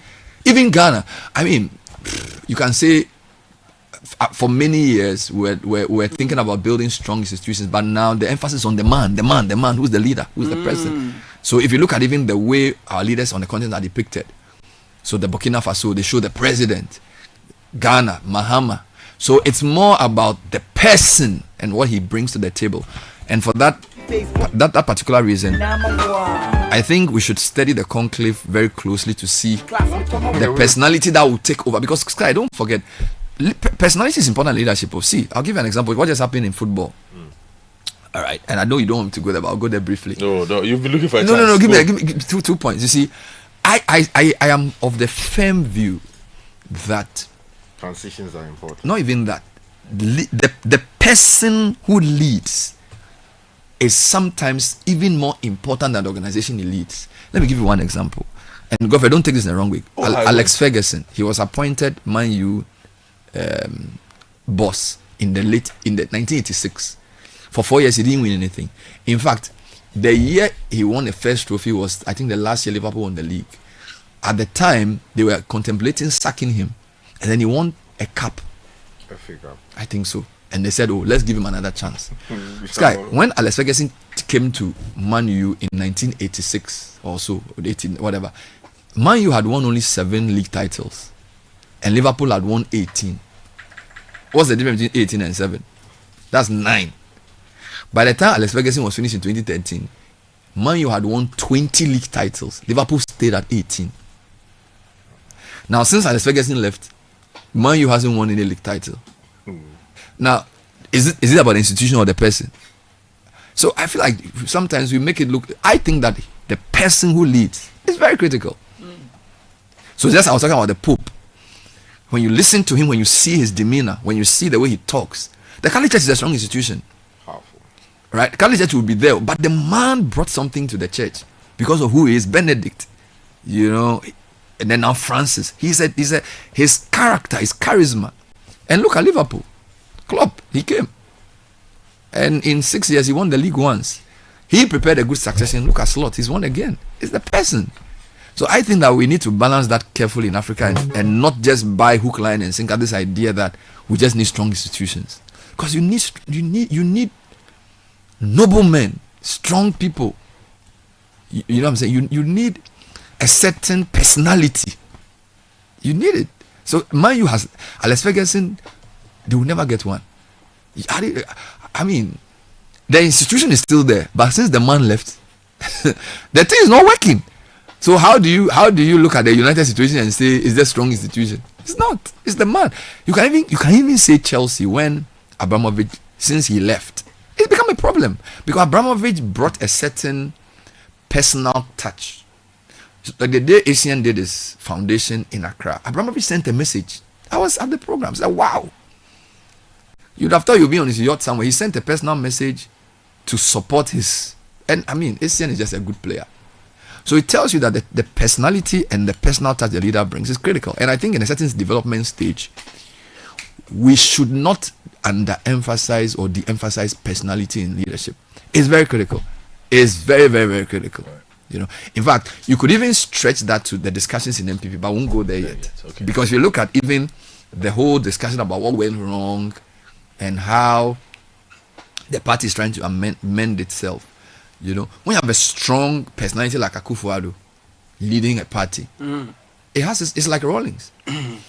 When you have a strong person in an organization, his absence always creates a problem. And your association with the person is good or bad, for good or bad. If the person is not there, you feel it. You know, so those who are discussing leadership theories, I want to give you 3 case studies: the Man U, the Liverpool, the Pope, and MPP. They are all strong case studies you can study. Four case studies for you. The only difficulty with the Liverpool thing, do we have enough pattern to argue that it's a case study worthy of examining? Well, what I'll say, 2 things. Klopp obviously brought hope to the team, and the way he changed his style of his personal touch influenced the mood of the place. Because look, the kind of football they were playing with the guy who he took over from wasn't that bad. That was Brendan Rodgers. But Klopp's personality is charismatic. He had some track record, and he had passionate as a player. He technically was also pretty good, but his personality shone through. What Klopp has done though is that in his leaving, he sort of got a successor or helped get a successor, or he basically laid the foundation for a successor who would not deviate too much from the path he set. I think United's problem was that Ferguson became so big. I think the best person to have replaced Ferguson would have been Mourinho. You get it? Because the size of the man who took over from him was too small compared to who he was. Because if you listen to Ferguson for 6 years as a player, and David Moyes is talking to you, you say, but this guy was his problem. Do you get it? But if they had brought a certain Mourinho right after Ferguson, he is also a strong personality. You get it? And if you look at Slot, he's a technical coach, just like Klopp. He's not as charismatic. But he decides that I don't need to reinvent the wheel. This is the team Klopp has built. Let me just tweak a few things. So I think it's a better model. The only reason I raise the issue is that, you know, if you look at the Man U situation as a case study, you can talk about transition period that has seen 5 managers, 6, right? Yes. So then, on the basis of that, you can properly account for what may or what may not have been. You understand? But in the case of Liverpool, Klopp left just this year, right? Or was it last year? Let me give you a statistic. Since Klopp came to Liverpool, Manchester have had 5 coaches. So Klopp came in 2015, 2016. Man U have had what was the name of the guy? Moyes. Then they had who took over from Mourinho. The Dutchman also came. Van der Sar. Ragnick. Ole Gunnar, Ten Hag, you get it. So Klopp also built like a 9-year dynasty. But I'm saying that in replacing him, they sort of analyzed him better and replaced him with a more like for like. Most likely learned from the lessons. Yes. That what they call it, Man United learned themselves. So I think we need to focus on developing leaders. And great leaders build great institutions. I think the institution of Liverpool has been built by Klopp is not just his personality. I think what happened in Man U's case was that Alex Ferguson's personality was so strong that even though the institution was not that solid, they were able to get away with it. I'll give you an example. Alex Ferguson as a person, he took on the whole BBC and said the BBC was too biased for Liverpool, because at the time almost all the pundits were Liverpool players, Alan Hansen, and all these guys. And Sky, for like 10 years, Man U didn't talk to the BBC. It's like saying Kotoko coach will not speak to GBC. And he got away with it. You can't do anything to him. Now, such a personality is as strong as... So then maybe the club took many things for granted. They didn't build proper succession. They didn't build stronger. So when Ronaldo gave an interview when he left Man U the second time about the kinds of things you see in United for a club of its size. So I'm saying that when a personality is that strong, it gives you certain advantages. He's able to do Fergie time. He's intimidating referees. Okay, he's not spending that much money, but players are doing well because he has an eye for. If the institution does not, so maybe Alex Ferguson is not an institution builder.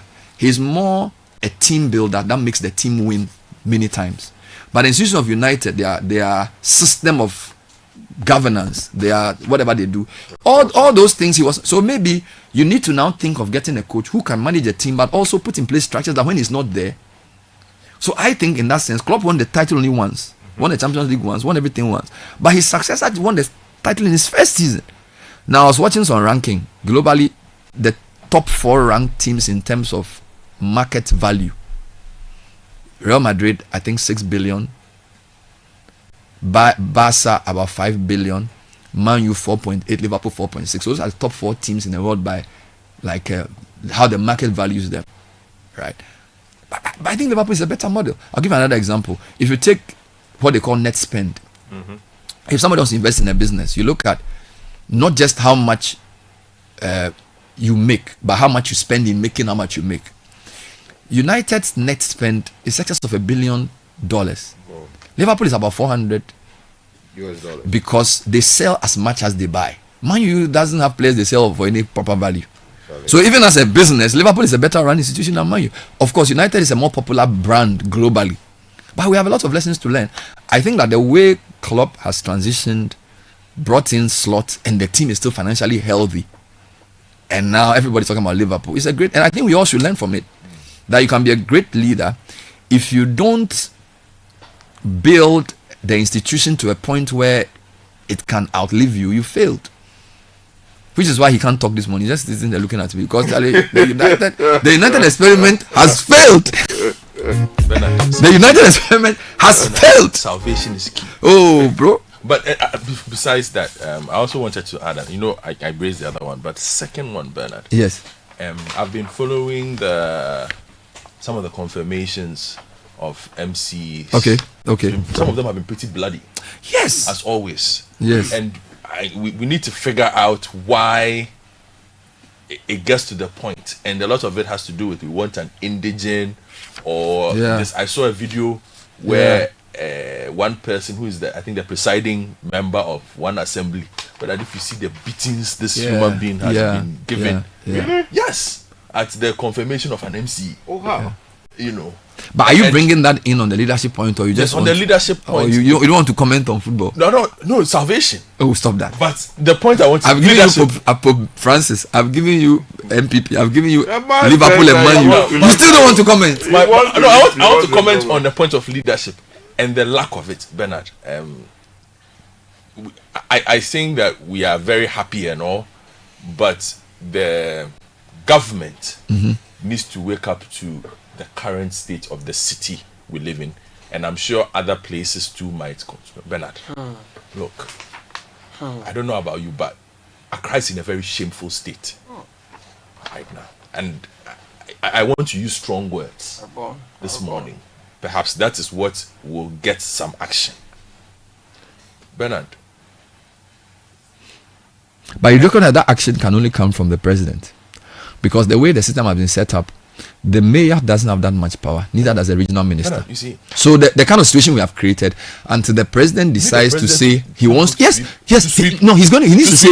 to say we need to reclaim our capital to make it fit for purpose again. Then we should shut down the country. No, he needs to lead. He needs to say, I'm telling you, he needs to say I think the capital is a disgrace, and I'm going to do something about it. Why should he take the leader? Then this based on what I just said in the past 10 minutes.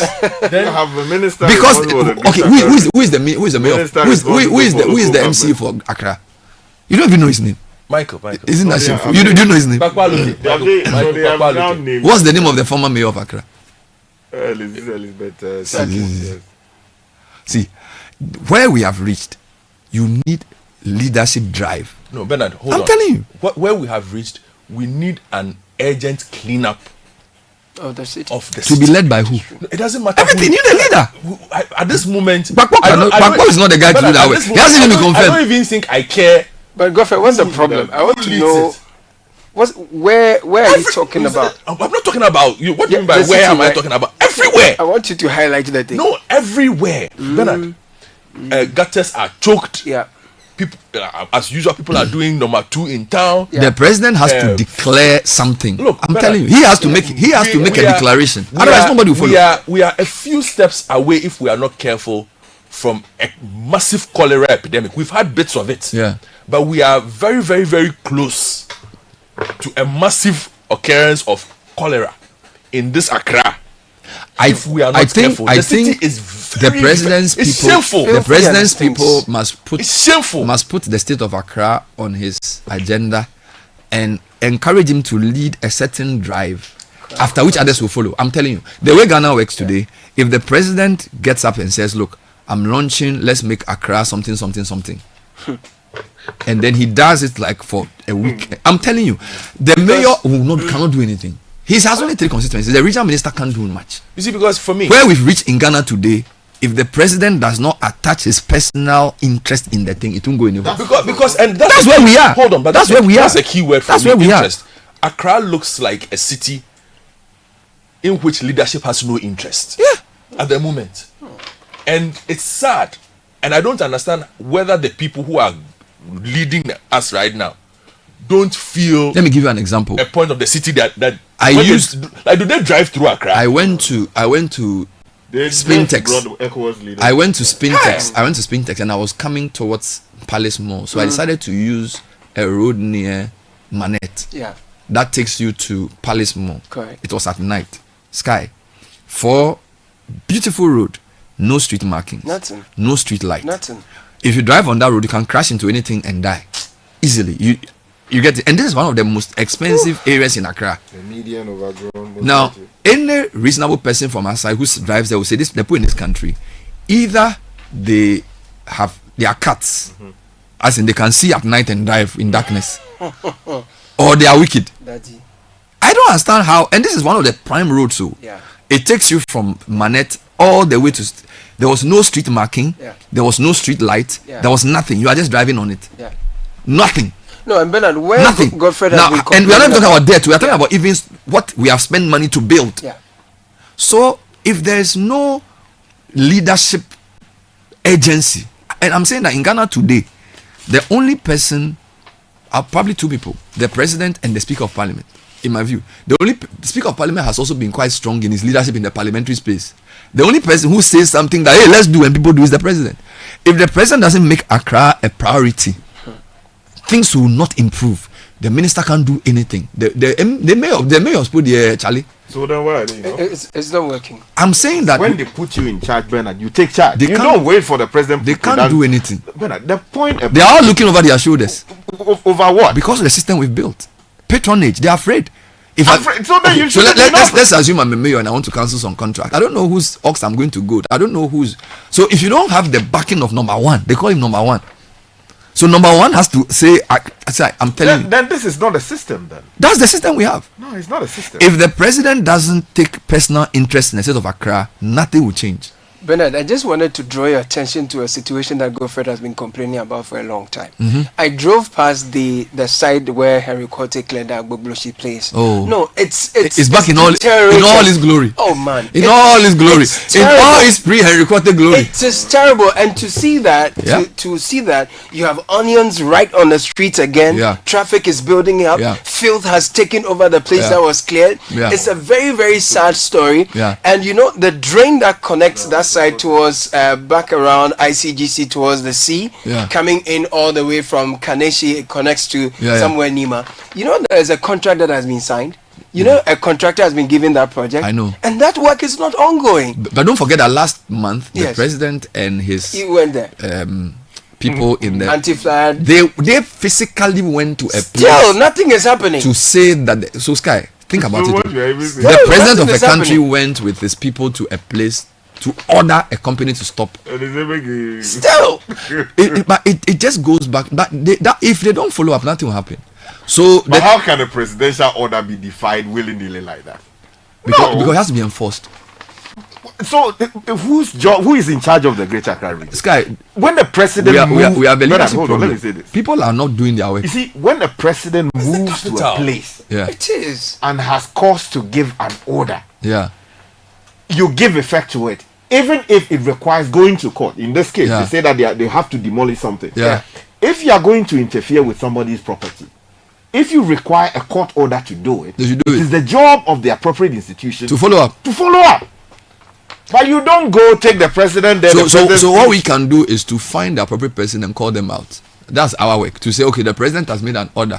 Who is supposed to follow through? That's what we're supposed to do. It's 8 o'clock. Let me bring it and show me that friends. Can I just say a Go little ahead. bit about this discussion? I've Go been ahead. listening Go ahead. intensely. I don't say two things. I think concerning Manchester United, Yes, the please. problem was that Ferguson himself was the institution, like you said. Correct. So because he's the institution, the structures that needed to give the new manager a chance to succeed, he didn't have the charisma. He left with it. Yeah, he left with it. So that was the main problem. And about this leadership thing you are talking about, where the president, honestly, why do you employ people if the president has to come and say it for it to be done? Because I think all I've- power in Ghana is vested in the president. I understand.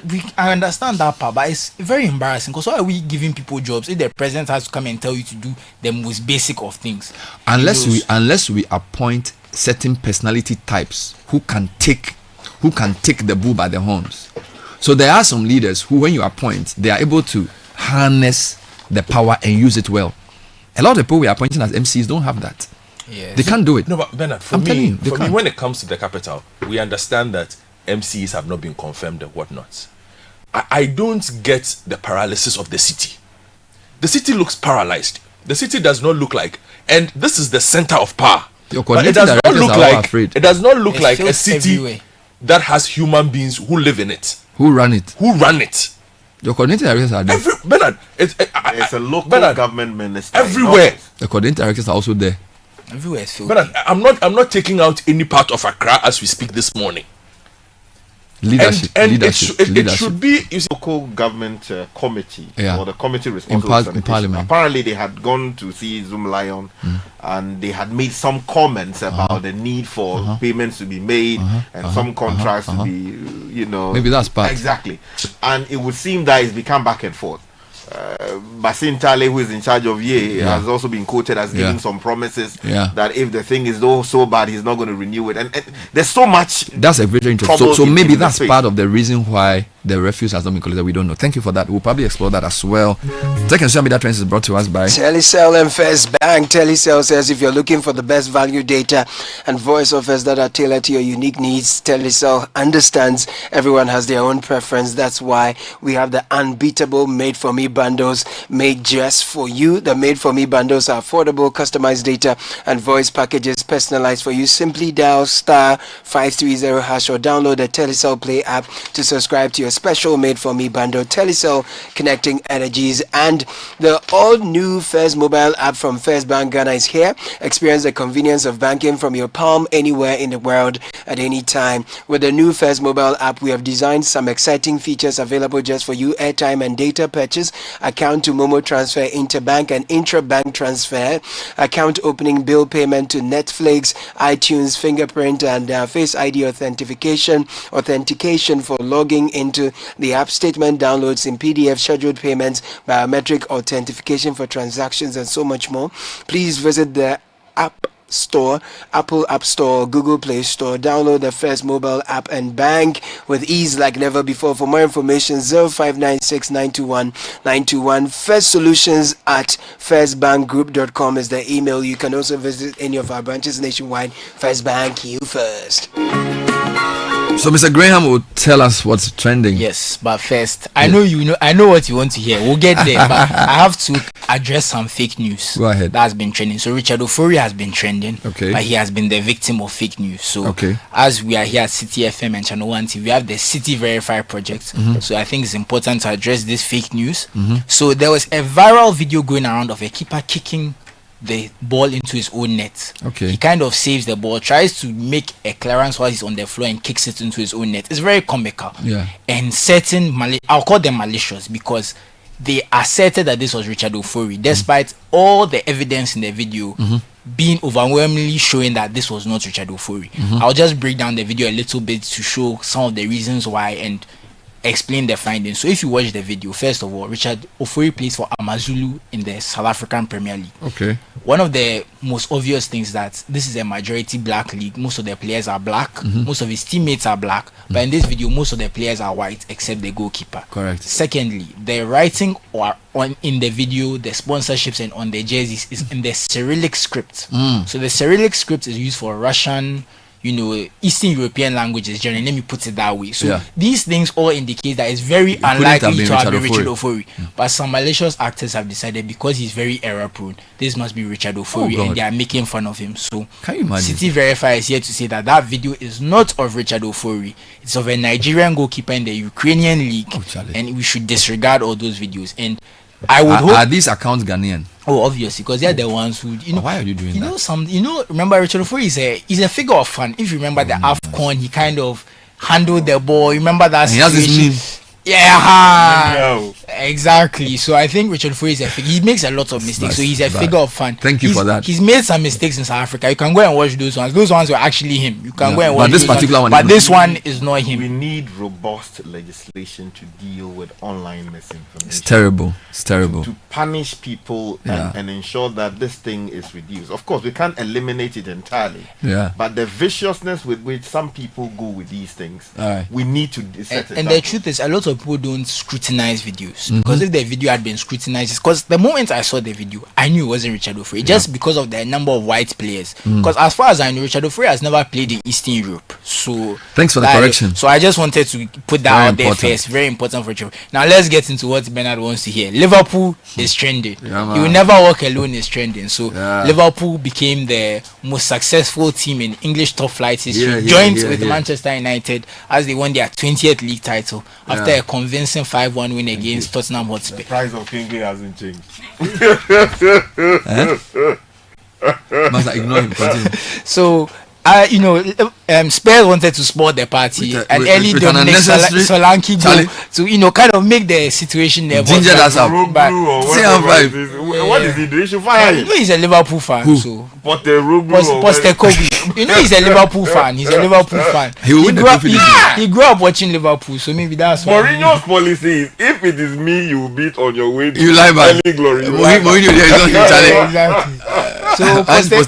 So Spurs kind of made it a bit easy. So Liverpool won the title. There are obviously some other football related. Some of the Copa del Rey things are still trending. Brahim Diaz is still trending because he kind of should have gone for the ball in the lead up to the goal.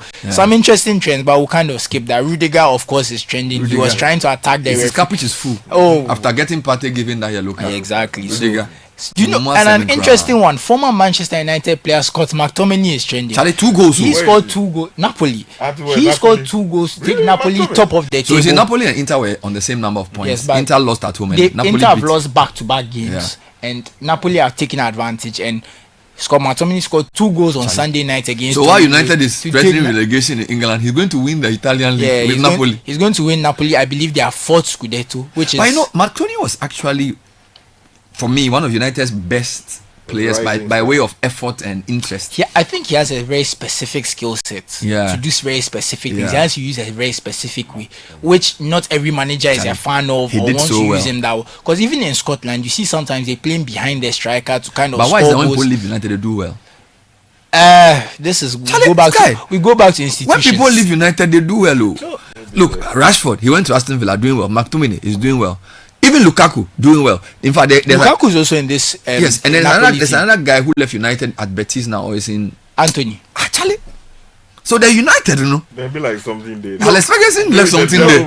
Change the name. No, Alex Ferguson left something there. No, I have to be honest. I believe a lot of the time, Manchester United, they don't buy players to fit their system. They see a player playing well. And they went and buy They're like, him. oh, let's buy him. But they don't think about how he'll fit in the team and what he can do.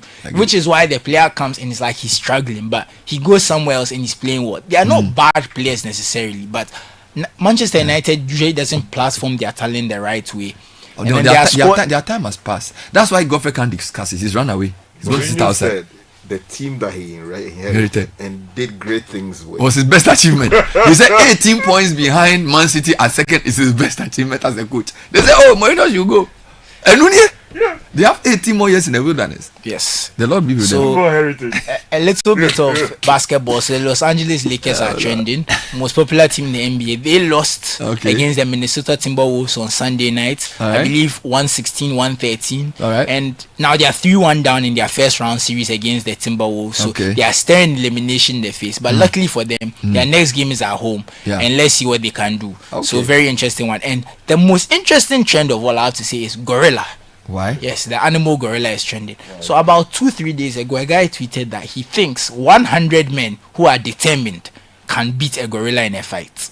100 songs. So it's become a discussion whether 100 grown men who are determined can actually take on a gorilla. So those people are discussing how strong is a gorilla, what a gorilla can do to you, whether 100 people is enough. What are the terms of the fight? Is it finger fight? Bear, you know. Because a man can use a gun, gorilla can shoot a gun. No, the whole idea is 100 men, you know, no weapons. But a single man with a weapon will kill a gorilla anyway. Well, but that's why they say no weapons. 100 men. Fighting the gorilla. Okay. And it's trending. Yeah, so it's become a huge discussion. People are discussing the strength of a gorilla, the strength of But you men. know that of all the mammals, we are the weakest physically. Yes. Yet we are the smartest. And we have the most endurance as well. So that should tell you something. That this world was not made for people to just use brute force. Because all the things we've conquered are bigger and stronger than us. Yet, because of the thing between our ears. And let's not forget our endurance. We have to we also have to talk about that our evolutionary advantage physically is over the others. Over most animals is our endurance. So a lot of people saying that 100 people and the amount of endurance humans have will overwhelm the gorilla, and the gorilla will lose through exhaustion. But 100 men is a lot. It's not even a fair fight. I feel the gorilla will even a discussion because people have time. And also gorillas are very big and strong. You know? So it's okay. Move to I'm just saying it's a big topic. So you guys should also think about it. We should consider having a small discussion. Yeah, because a lot of people have been discussing. I would have preferred maybe 10 men to one gorilla. 100 is too many. Yeah, I feel the gorilla will even be scared. Yeah, because if you see 100 people running towards 100 men means. If we don't have anything to do, then we'll do that discussion. But it's important. But you also need to enrich the mind. Oh, child. You also have to. You guys trending topics. There's no time. Let me say something. I met someone and he when said you have third world problems, you don't discuss 100 men and gorilla. No, I met someone. He said that you and the old people are doing the show. So I'm no, giving but young people topics. It's an interesting point, Sky. So in a way, you can say let's focus on the basic. But you see, these intellectual discourses are also part of our development as a people. I don't think there's anything intellectual about that. You have to have an understanding of biology and other things to discuss this.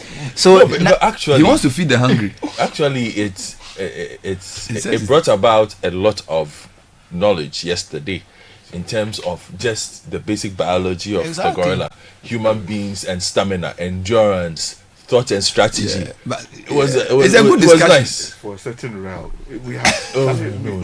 You see, this is why they say I'm on the show with old men. You see why Sky is. Sky doesn't want to discuss what their kids are discussing. Let's go. Sky is not even 50. He doesn't qualify to be an old man. Old is relative. So let's I'll come for the tech news.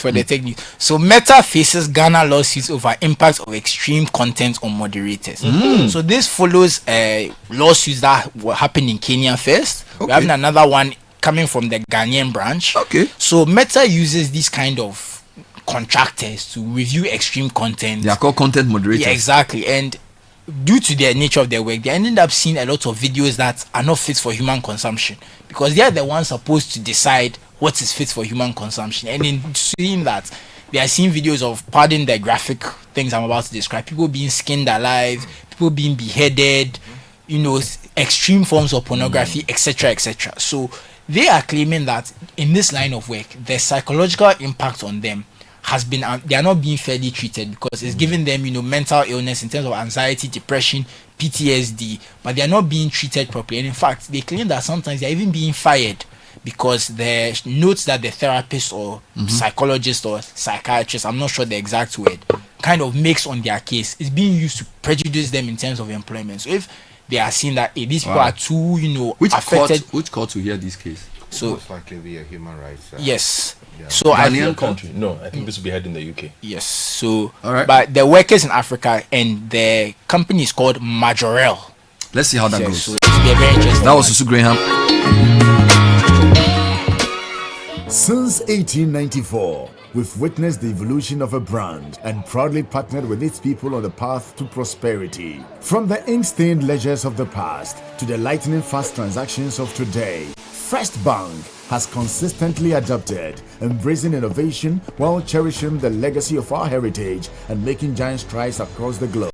It's not just about banking, it's about enabling your success generation after generation. Our legacy defined the past, shaped the present, and in 2094, we will still be fostering financial security and stability for future generations. We are helping to create a future where the possibilities are infinite, the opportunities borderless, and where the world looks up to Africa. Let's awaken the giant in you. You first. First Bank.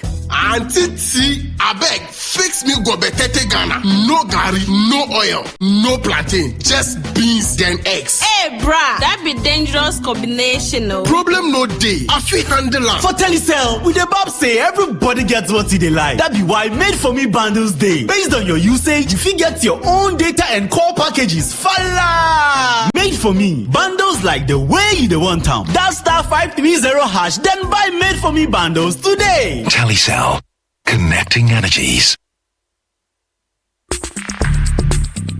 Join the conversation on the City Breakfast Show on Facebook at facebook.com/City97.3, Twitter at twitter.com/City973, and Instagram at instagram.com/City973 with the hashtag CityCBS.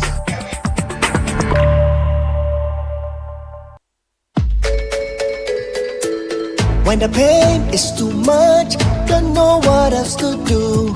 So wrapping all, we'll take the pain away. Rapping all, Rapinol is what you need. Rapinol will relieve you of all aches and pain in your body. Rheumatic pain, menstrual pain, body pain, toothaches, and other feverish conditions. Rapinol is a quality product from Danex Itin Starwin PLC. If symptoms persist after 48 hours, consult a physician. Not suitable for children below 16 years old, asthmatic, and ulcer patients. This advert is FDA approved.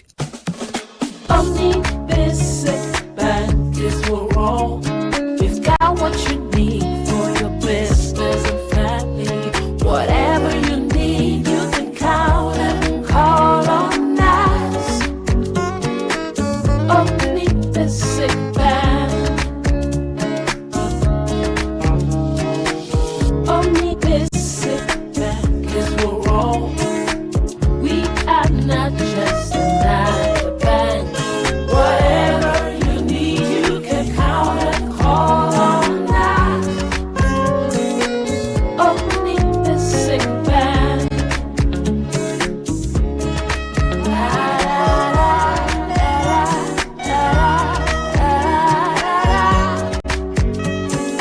Omni Basic Bank.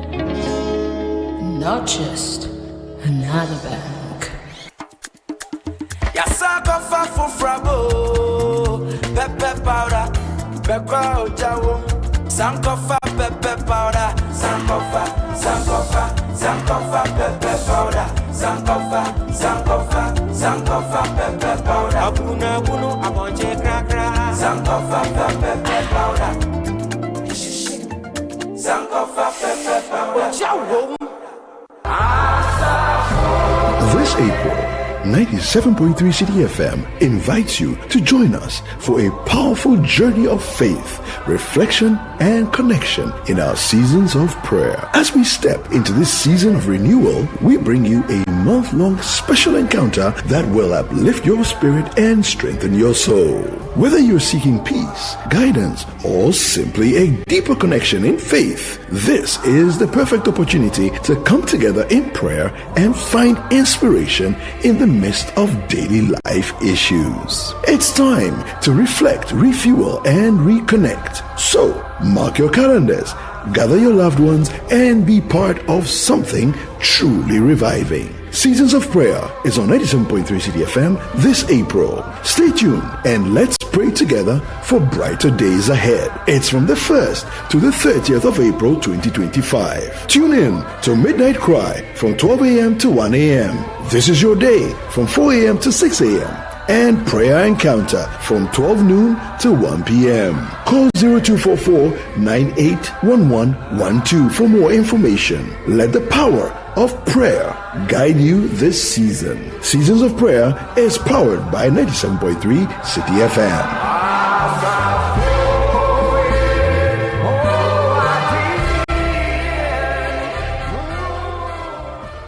Where do your hopes and dreams take flight?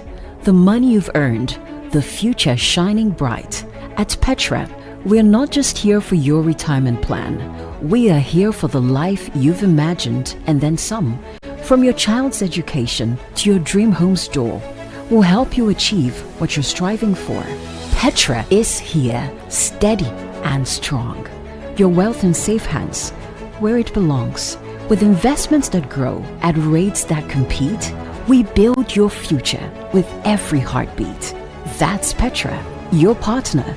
Come joy or strife, guiding you toward the dreams that define your life. For your pensions, investments, loans, and more, visit our website at petraonline.com or dial *447 *70#. Petra, achieve more. This is the Citi Breakfast Show, the city's biggest conversation. The Citi Breakfast Show. Rise above the noise.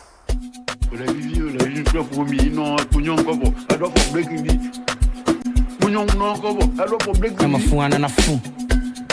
I saw the thing going. Kenny, ice. Where's for the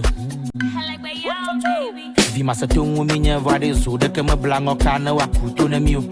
Mabo no esme ya kuto ne miu. Adaba minye gema tu hone miu. Mio mi chen skyscraper mu peta shime gbado to amado ngoji ne miu. Oma tenko donchi wa kuwa ne miu. Waba gala dugo manye bolu ne miu. Ende mi dram yo mi jatra. Ile gi hoko kwa fi ova zwa kra. Ide playboy fi mi do afa. Prima do lolo la kacha udi asa. Vibali, Vimali, Stizali, Swagahali, Gamali, Betali, Finally, Avieta Hali, Palali, Kadali, Chekali, Akantahali, Andali, Doteli, Jemali, Tupavia Hali. 22 minutes past 8. Happy birthday to Professor Goski Alabi, Vice Chancellor of the Accra Metropolitan University. May God bless you and make your lines fall in pleasant places. From George Yeboah Access Bank to Professor Goski Alabi. And happy birthday also coming into Henry Dachomo, who's the leader of the Better Revival Choir. And a great friend of mine, you work at Toyota Ghana Limited. Engineer Henry Dachomo, happy birthday to you. The man who brought us Better Revival Choir. I tell you no lie. Man. Solid. And also my good friend Michael Ahima Danso. I don't know if you are still at Access Bank. Happy birthday to you. Now transform your living room and bedroom into a sanctuary with our stunning selection of sofas, couches, dressers, dining sets, center tables, and a wide range of beds and mattresses and other home stock furnishings. This is in shop and save up to 30% discount and discover the perfect blend of style, comfort, and affordability at Ashfield's exclusive furniture promotion. Call us on 0243 200 729 or 055 902 7907 or visit any of our showrooms in all the big malls and depots in Medina, Taxi Rank, Agboba, Vineyard, Tema Casino, and all Ashfom shops across the country. Ashfom, feel it, know it. We understand the unique journey of women in business, from juggling multiple responsibilities to navigating financial complexities and social expectations. Your resilience and vision inspires. That's why we have created the She Business account, tailored to empower visionary women leaders like you. With collateral-free loans of up to 2 million cedis, insurance coverage, discounted loan interest rate, and capacity building programs, the She Business account is the banking solution for you. Visit the nearest ABSA branch or call 0302-429-150 for more information. Meanwhile, Ghana is leading the African continent in gearing up for a bold leap into the digital future. Under the joint auspices of the Ministry of Communications and the Ministry of Interior, top minds in government, tech and trade will gather at the Labadi Beach Hotel today, Monday 28 April, for Mobex Africa Roundtable. The Mobex Africa Roundtable is themed Digital Identity and E-Border, facilitating intra-Africa trade and AFTA. Oh, is that just Mesakwe's people? Yes, and the guest of honor is Samonate George, Communication Minister. Honorable Muntaka Mohammed Mubarak, Minister for Interior, is the keynote speaker. Moses Bading is the chairman of Margins. He's also a guest speaker. And this program is by invitation and happening today at the Labadi Beach Hotel. The Mobex Africa Roundtable is sponsored by Margins ID Group, empowered by Mobex Africa, the Innovations Marketplace. If you want a master's degree in law, the University of Ghana School of Law is holding this, and the applications are open from now till end of May. Call Naomi on 053-133-0203 or call Vero on 053-128-2413 or go to our website law.ug.edu.gh for more information about our master's programs. LLM in law, basically with a good first degree, you are welcome to apply. And experience the thrill of easy banking with Zenith Bank this season. Enjoy 24-hour access to Zenith Bank's secure digital banking channels from the comfort of your home, office, or wherever you are. Make quick and easy payments with your Zenith MasterCard, Visa Card, and EasyPay GH Dual Card, or simply use the Z Mobile Ghana app, Zenith Internet Banking, or dial *966# to manage your account, buy data bundles and airtime, make payments and more. Charlie, no stress, no long waits, just smooth, secure, and instant banking at your fingertips. For a full bouquet of Zenith Bank's digital banking channels, visit zenithbank.com.gh or call 0542000111 0302-680-884. Zenith Bank, in your best interest. So, Godfred, I am building a body of evidence against Manchester United that the team, the culture of the place has been damaged. Sky, you're a lawyer. Listen, give me 5 minutes. I'm going to mention some names. When I mention the name, tell me how well they are doing and where they are. Okay. Do you know Mason Greenwood? Yes. Mason Greenwood is doing very well at Real Betis. He was doing well at Manchester United too. Also well. Anthony Ilanga. Mm-hmm. He's now one of Nottingham Forest's best players. Wow. United kicked him out. He found his level. Anthony, they say they say he doesn't know how to play football. He's now doing very well. Where is he now? He's at Betis. Good. Scott McTominay. He left United. He's doing very well. He's going to win the league with Napoli. Marcus Rashford. Oh, Charlie. I'll still do that. So the problem is United. The problem is the thing there called United. We have to put culpability where they have to go. They need holy water, to go and sprinkle it. You know how they do it. Like the new pope, he must go and put. Exactly. Then you. What just happened? You don't know when you go to Catholic church and they want. It's serious. They will take the thing and put it in the water and they will sprinkle holy water on the people. So they need to do holy water on man. Master, read the messages for me. Okay, hello Bernard. Good morning. Kindly ask the roads minister if there are plans to expand the tunnel on the Boteman Road. The traffic is becoming unbearable. Thank you, Ebenezer Tunnel. Send that through. Good morning. Please, who is in charge of clearing the beggars from our streets? Now it's too much. Come and look at what's happening at Circle. It's an eyesore. Good man. Send that through. Hello Bernard and team. Hello. Thank you for bringing up this very sorry state of Accra, which has been giving me heartache and mental stress. Why are people employed in the areas of sanitation and city planning if they cannot work and be effective? And why can we not hold them accountable? Dora, send her through. Jimmy Jack from Dansman says, was the Greater Accra Regional Minister vetted at all? You see? Bernard, okay. This one is once Godfred to... She was vetted. Okay. She was vetted. That was like some 1 minute. Yeah, just saying. Right, Kofi from Kaswa says, the Malam interchange is deteriorating. Lots of debris and sand, exposed expansion gap metals, large expansion joint gaps, slowing everyone down. And the road surfaces are really bad as well. Also, the road from McCarthy traffic light towards McCarthy Junction and the opposite direction is very bad. Urgent attention is needed. Attention is needed, please. Kofi from Kaswa. Bernard, this is very true. And I can reinforce this because I've lived on that stretch before. McCarthy if you're Hill. coming from McCarthy Hill, from the traffic light towards Malam Junction, the road itself is in very bad shape.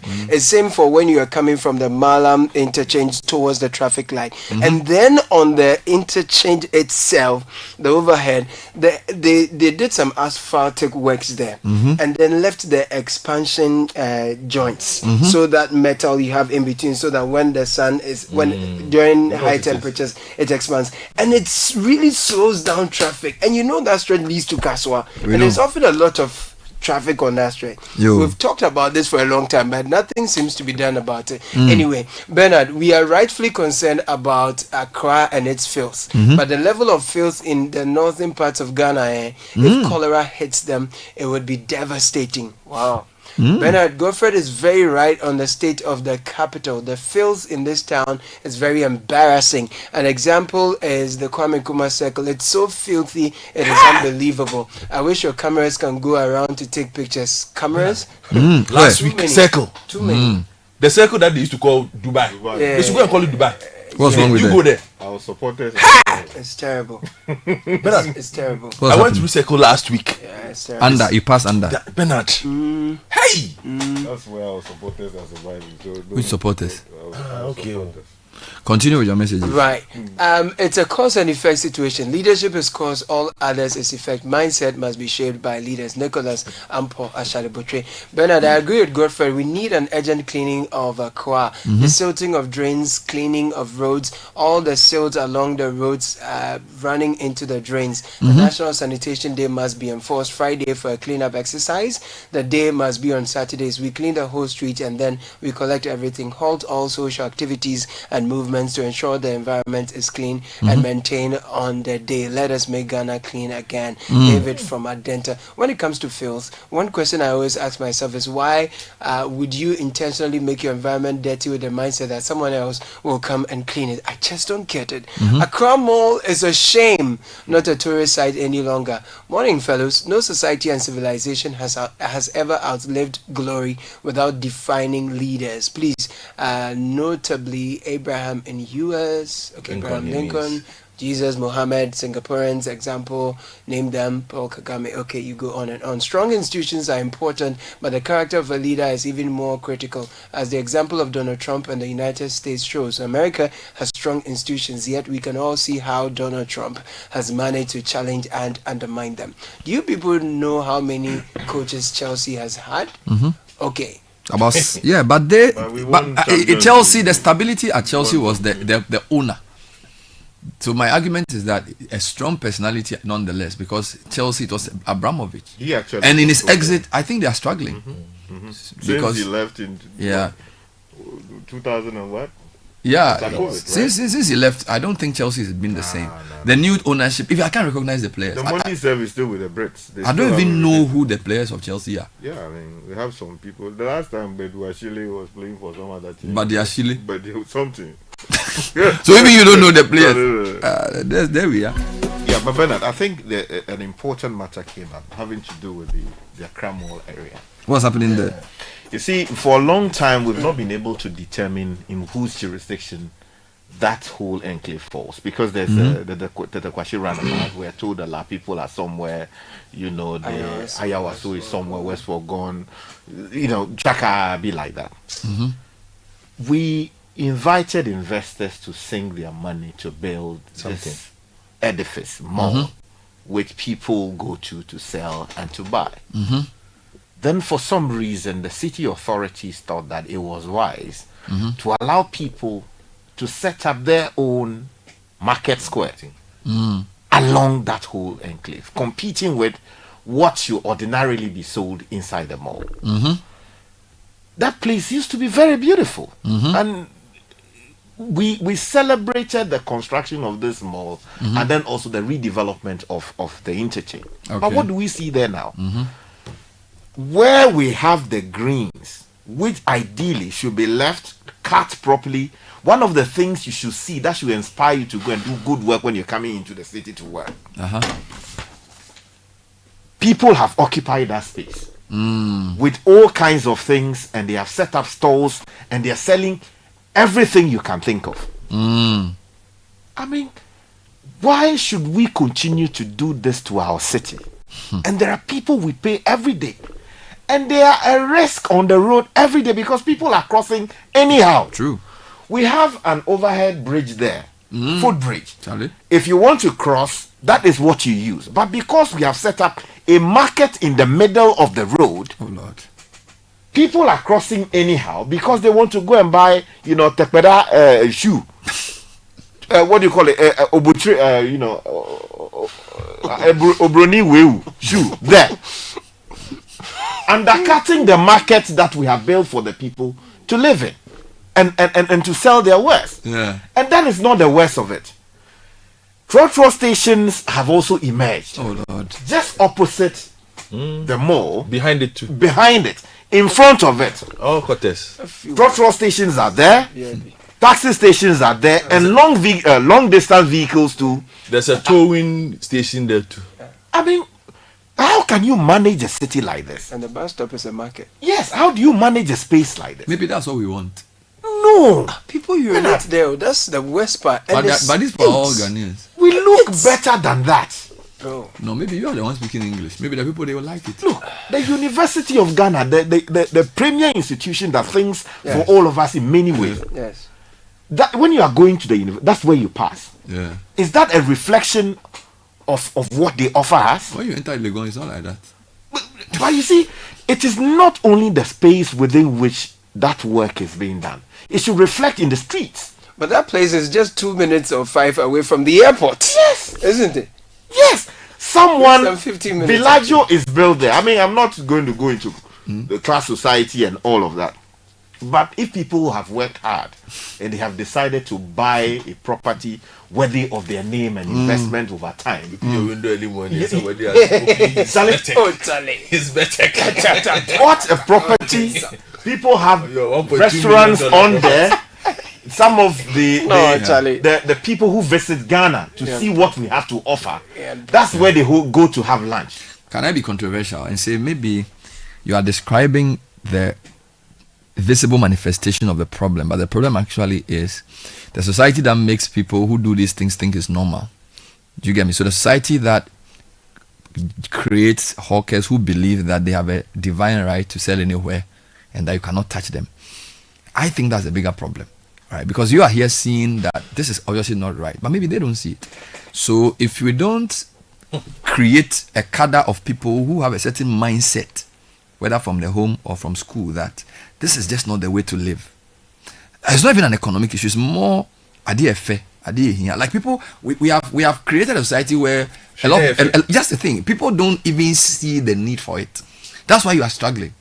So that's why when the leader tries to even change it, it's like, who is he? What's he trying to do? So that's the bigger problem. It's like trying to lead people who don't see the need to be led, or who don't see the need for beauty. Some of it is like the economic situation. It has pushed them to a point where they just want to survive. Some of it is like, we don't even care. We don't even need this. All these things you are saying are just highfalutin ideas. The most important thing is that we are surviving. This is who we are. That's the problem. It's not that the city authorities, and of course, city authorities have to do their work. But you see, I always say in Ghana, leaders don't lead. They always follow. They are afraid. Because everybody's afraid of who's behind, who's coming to say whether I'm doing the right thing or wrong thing. So they look at what is popular and they do it. So it's not leaders. It's more like, Charlie, go in the flow. But the problem is, what values do you put in people that makes them see this is normal? That somebody can decide that despite the beautiful thing that has been built here, As for me, I'll come and pack my things here and start selling just next week. That's the problem. And if we don't deal with that thing, that's the conveyor belt for the filth. The conveyor belt is a citizen who feels that he has no part in a beautified Accra. He has no benefit. That's the problem. Because when people are willing, for example, you go to a certain place, an estate community, they all paid money for the estate and they are happy to have the estate developed because they have a stake in the beauty of the place. It raises the property value. So a society where people don't feel they have a stake in anything beautiful, they are either too poor, too disadvantaged, too excluded, or just poorly educated. And we have to admit it. Which is why government is important. The government has to find a way, because we are not all equal. We have different levels of money, different levels of training. But what the government must do is that give people a certain minimum level of education, minimum level of exposure that will make them feel like this is what we are supposed to do. Other than that, you need command and control. And we know that route will not lead us anywhere. Where you say, okay, Mayor of Kumasi, if I catch you, I will beat you. That's where it has gotten to. Do you get it? And I will beat you too is not what we want.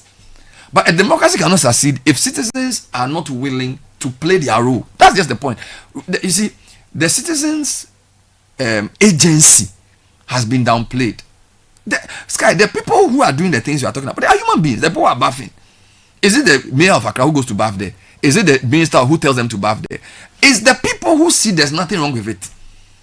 You see, so if you don't develop systems that can enlighten your citizens to behave in a certain way, give them a certain opportunity and a certain chance at success, and you build this type of divided society with the extreme poverty, you get it, with no social support, no social welfare, nothing.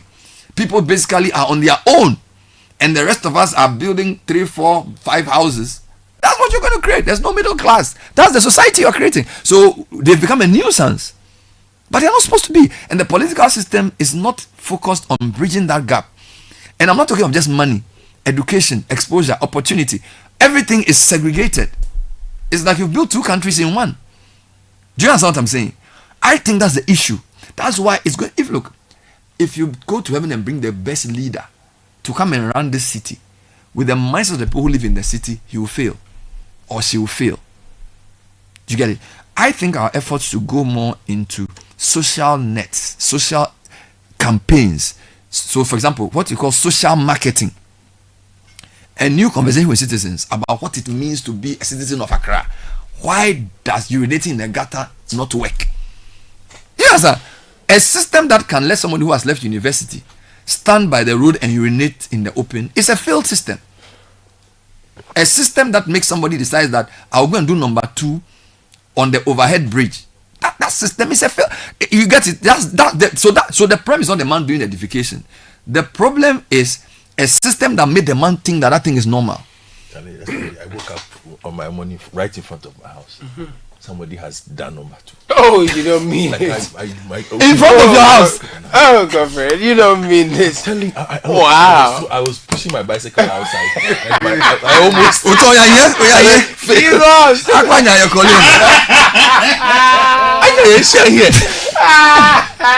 You see, and it's because of all the things that happen in the part of town. And I must admit, Mr. George Kwakwalote heard my call. What did he say? Apparently, he's a listener of the CBS.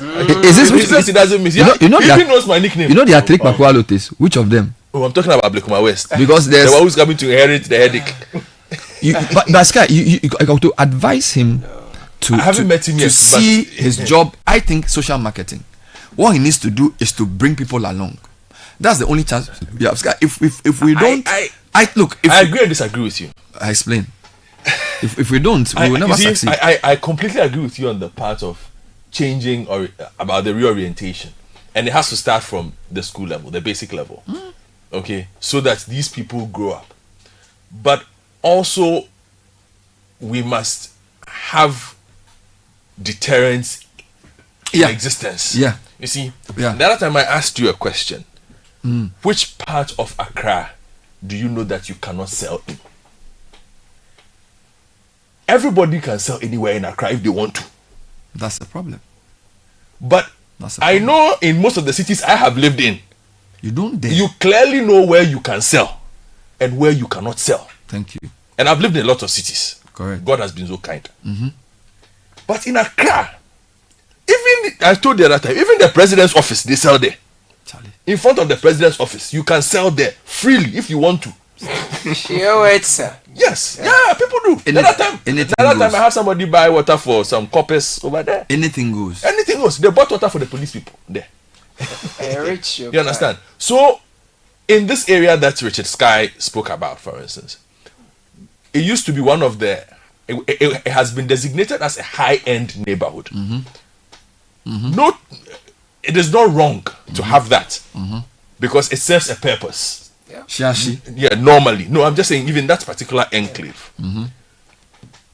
But now you get there, we have built an alternative market to that there. Without regulation. Without regulation. And it's not like these people just come and lay mats on the floor and sell. No. They build structure. They have built structure. It's like Kantamanto. Yeah. What has happened at the Accra Mall area is basically Kantamanto. Meanwhile, wooden structures, they cook there, they live there. So in this case, what could they have done? Could they have said, let's rather say that we will give you 3 days of selling and remove the thing? So they can say you do not allow it at all. No. What I'm saying is that there's a middle way. You can say that we will regulate selling at a place under certain conditions as a starting point. So you can say on Saturdays and Sundays, if you want to sell, this is what you have to do. When you finish, you pack your things and go.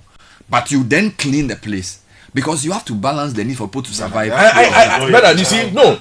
Let me it's better because you see, hold on. The current situation, there's Sky, give me a minute. The current situation, there's no relationship between the city authority and the seller.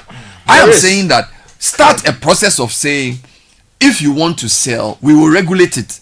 I understand. You see, Bernard. It's a start. Listen to me. Sky, give me a minute here. You see, on the points that you just made, again, we have all been around a bit. And even within some of the assemblies here, they designate days and places. So, for instance, Mamprobi has the Tuesday market. Correct.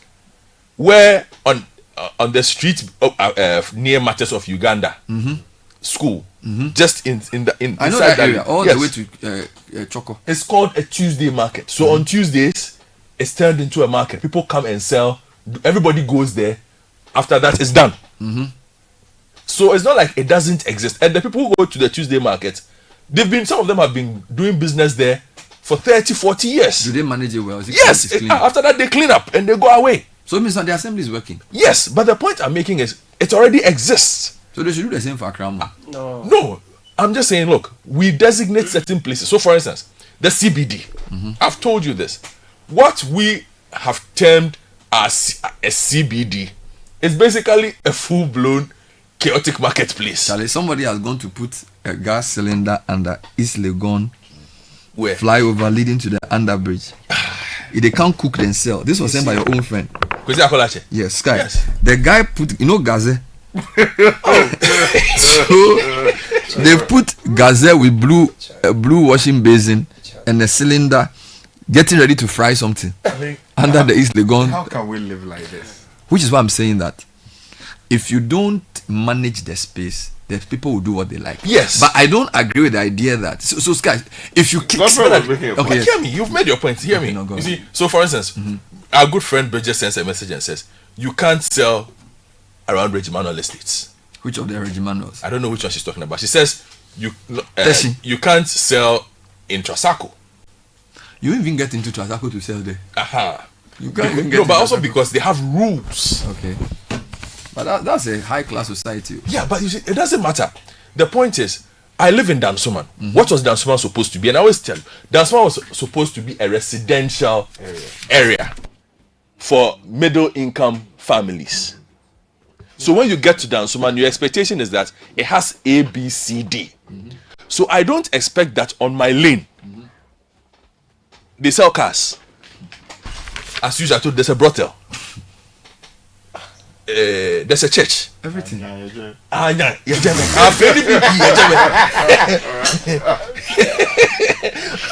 my lane. Okay. There has to be a certain level of deterrence. In other words. But who says so? We put up the new interchange here, the Obetebi. Okay. We put up this. Where if you had said the municipality or the wherever it just has said that, look, from this end to this end, clearly designated, no hawking here. Okay. Sometimes there are not even signs that tell you that you can't do this here. So far as you are not telling me that I cannot be here, I will be there. So you think that beyond what I said about the society, there also has to be some clear leadership restrictions on you see, people. We don't restrict we are in Accra. too free. We don't restrict in Accra. We like too much freedom. We are very free. You see, and we tend to feel that if you are restricting a person, you are stopping that person from earning a living. No, restrictions are for a purpose. You see, and for me, I last week I got a bit upset by the fact that we tend to want to consider how those we consider the less advantaged in our society exist, and don't consider how the rest of society exists. Because how you live impacts me. The same way how I live impacts you.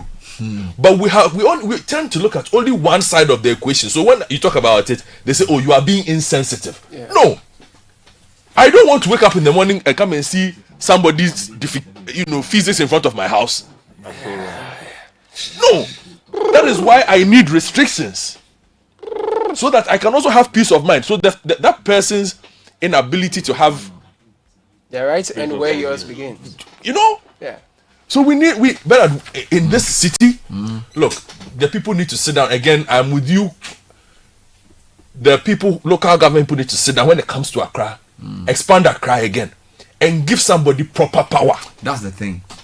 I'm not even going to say power. Give the person proper power. The whole thing I was saying about Alex Ferguson, Sky, you need empowered leader to do the work.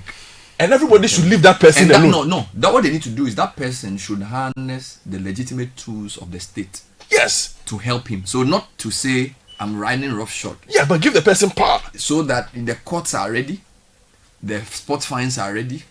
Do you understand what I'm saying? Yes. So that it's not like an arbitrary situation. I get you. If you try and do it on your own, then it becomes arbitrary. So yes, there must be a certain system where the local courts, the sport fines, all those systems are in place. So that when we start and say, don't park here, and you park, we can give you a ticket to pay. We can take you to court, you are fined.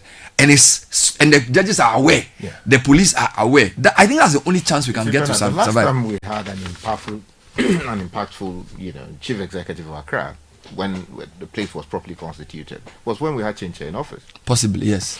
And I mean, despite the fact that some people disagree with some of the things he did, many of these things he did gave the city a certain outlook. Yeah, that's true. You felt that something was happening and there was a method to it, right? Unfortunately, he's become a member of parliament now. And even under the second return of John Mahama, one would have expected that with the kind of leadership he provided when he was in charge of Accra as competently put together, he would have been given something. He's old, maybe. No, he was on CNN last week. The old still have wisdom.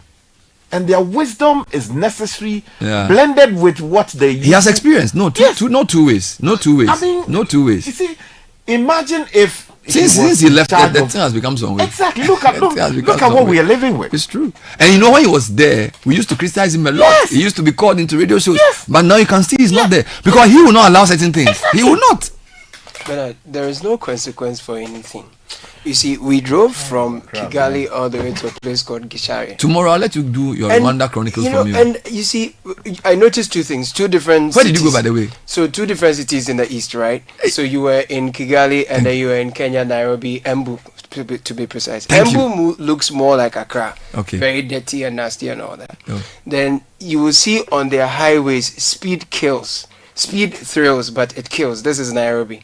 Then in Kigali, you just see the road sign, and then you see the camera, and that's the end of it. That's the conversation you have. Don't try. The camera will talk to you. 60. If you go above 60 kilometers, you are getting fined, and right away it is happening. Wow. If you go past a number of them, a police will be somewhere, and they will get to know. Wow. So it's the system. They are not should asking also you for. work. They are not asking No, for they are 5 not Gs. advising you. The Ghana They are police. not. They are not saying your boys are here. They are not telling you that speed. Yeah, but this guy, if police are telling your boys are here, how can you enforce speed? You see, the problem we have It's a weekend. It's a moral problem. It's a weekend. No. I'm driving home and the policeman says, "Hey, officer, nah, weekend, you are home." You know, you get me? And I'm like, you are in a uniform. You're asking me for money. We met Susu and I met City Gas on Friday. We were busy extorting tractor drivers. How are you going to build any system of development around such nonsense? They were busy extorting tractor drivers in their black and white. And then so we are not ready for development though. We just want to sing and clap and go to heaven. That's all we will do.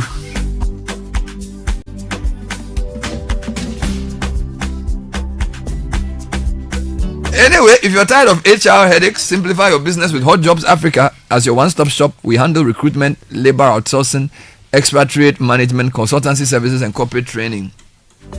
We also offer staff vesting 100% staff support to boost productivity. Don't let HR hassles hold you back. Contact Hot Jobs Africa today. We are reachable on 03039803362. You can also WhatsApp 0204336004 or send an email to info@hotjobsafrica.com. Hot Jobs Africa, think HR, think Hot Jobs Africa. Buy Diamond Cement, the best cement brand. 25 years of high quality cement production in the affordable 32.5 range and the premium 42.5 hour range. Contact the company directly. Don't use middlemen. We have factories in Aflao, Takrady, and Buipe. Call 0202-021175 or 0244313368. Diamond Cement, still as hard as a diamond. Here are some more reactions to a discussion which was supposed to start on leadership and sports. Government has conveniently created an Accra storm. It's leadership. He wants to talk about leadership in Accra. And that he doesn't want to talk about football. Don't worry.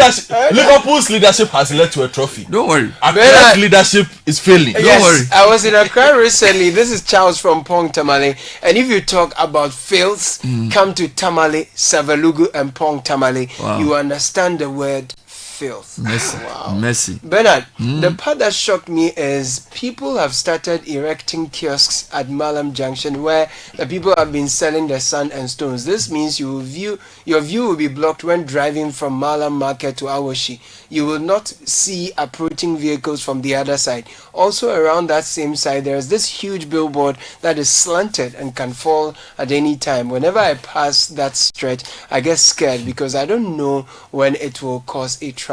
A country called Ghana, Nanama says. Good morning, Bernard. Morning. I think our district assemblies and EPA should educate citizens on the need to segregate our waste for recycling purposes. For the past year, I sent my used bottled water and disposable dispenser bottles to a location at Adenta for recycling, and I feel fulfilled. Angela from Agbogba. That's a great one, Angela. You can also plant some stuff in them. Good morning, Bernard. Why is the street of La Paz littered with waste from the past weeks? What is the assembly doing? It's an eyesore, baller everywhere. Let's do something. Bismarck Ajido from Abeleng Bay, send that through. Wherever two or three are gathered to sell, refuse is there. Good morning, CBS. I am of the view that sachet water should be banned and taxes should be placed on plastic bags, or taxes should be increased on plastic bags. Good morning, Bernard and team. I just wanted to bring this to your attention. The lack of street lights on the Labadi Teshi stretch, it's very bad. It's accident prone. Yeah, from Teshi sent that through. When we come back, we'll be talking about EdTech Monday. Before that, the EdTech fellows who are MasterCard Foundation fellows have been outdoored. I'll be speaking to the Director of Operations for MEST on that before we jump into today's discussion on building more inclusive classrooms with a very, very interesting panel. Stay with us for more. This is the City Breakfast Show, the city's biggest conversation. TCL's Easter promotion. It's big and and bold. Buy 50-inch, 55-inch, or 65-inch TCL QLED Pro 4K Smart Android TV starting from 7,999 Ghana cedis and get free 32-inch TCL TV. Buy TCL 75-inch, 85-inch, or 98-inch TV and get free 43-inch TCL TV. The bigger the purchase, the better the deal. Buy TCL 115-inch QD Mini LED 4K TV and get a free 85-inch TCL TV. Discount so huge you will feel like a winner. Looking for TCL refrigerators, washing machines, water dispensers, audio soundbar, and more at cool deals? Rush to TCL showrooms and authorized TCL dealers in Ghana before stock runs out. Terms and conditions apply. TCL, inspire greatness. Charlie, where are you? Boss man, I'm at the bank. Really? But your car is in front of your house. Bro, my bank on my phone, Charlie. Oh, how? EcoBank, bro. With EcoBank mobile app, I can do everything, anywhere, anytime. Listen, I just checked my account balance, paid Ahmed's school fees, and sent money to my grandma at Walwale. Oh, wow. Wow. Massa, just download the EcoBank mobile app from the Google Play Store or the App Store or dial *770# and be your own bank manager. Manager. Whether to pay bills or fees, to check account statements, send money across Ghana, abroad, and more, EcoBank mobile app has got it covered. EcoBank Mobile, making everyday people live everyday lives the EcoBank way. EcoBank, the Pan-African bank. Hi, Mom, it's me, Kwame. Hey, Kwame, how are you? Mom, I'm fine, oh. Okay. You know something? No, tell me. I'm looking for a complete furniture set for my new place. Kwame, I've told you before, the only one place you should go, eh? Yeah, Mom, but I need a mattress to fit my bed. Ash foam. I need a bed to fit my room. Ash foam. What about a sofa where go relax my body? Ash foam. Wardrobes to fit all my clothes? Ash foam. What about linens and pillows for sweet dreams? Kwame, Ash foam. Mommy, that I feel you. Ash foam all the way. For mattresses to beds, sofas, wardrobes, linens, pillows, and more, don't waste time and visit any Ashfoam showroom across the country or call our hotline at 0243 200 729. Ashfoam. Feel it, know it.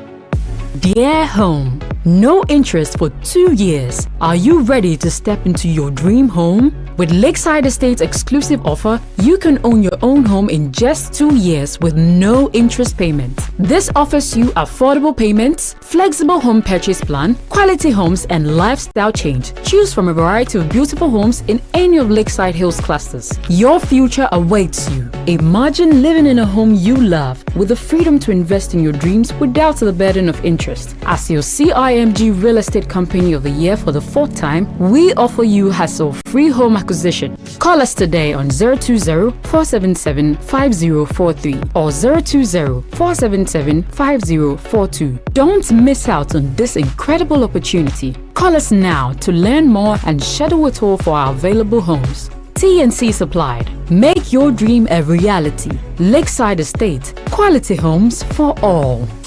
Mom, please can I have some milk in my Milo? Have you tasted it? No, but I didn't see you add milk. Hey, taste it before you ask me any questions. Hey, milk na chum say. This is Milo all in one. Milo Pampa, cocoa, malt, milk and show, everything is inside.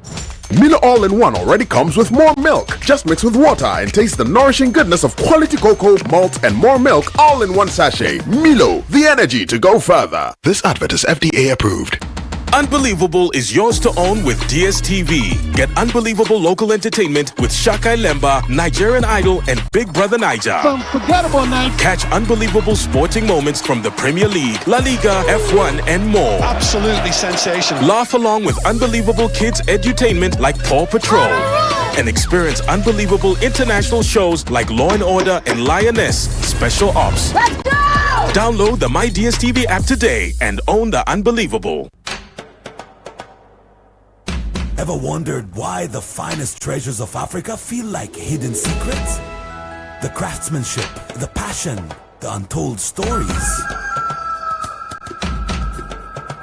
Well, Ghana, The wait is over. Afro quality is here. Afro quality is your destination for the finest collection of African products. From beautifully crafted, ready-to-wear clothes, organic skincare products, bags, shoes, and fashion accessories. All made in Africa and curated from Ghana to Kenya, Rwanda to South Sudan, South Africa to Nigeria, and all over the continent. Every item is made for those who value the best. Find us in East Legon on the American House Road on top of Say Cheers. Visit at afroquality.com on Instagram or TikTok or 053-33-92345. Afroquality, because you deserve the finest.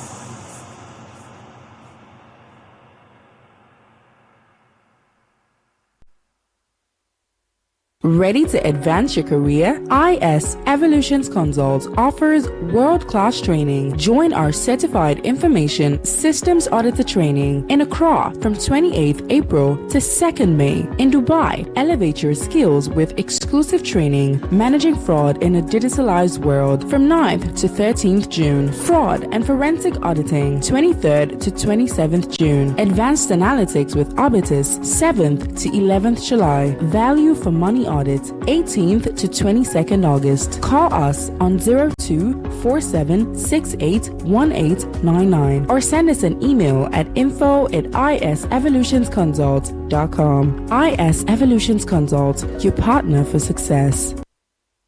Burna Boy, Trevor Noah, Black Coffee, Chimamanda the writer, Febe Mugugu the fashion designer, and many more young African icons didn't get where they are by following mainstream paths. They did things differently. Say yes to doing things differently. Say yes to the creative person within you, the maker, innovator, entrepreneur.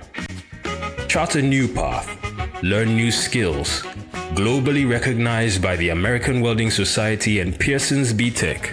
So whether in Ghana or abroad, you will shine.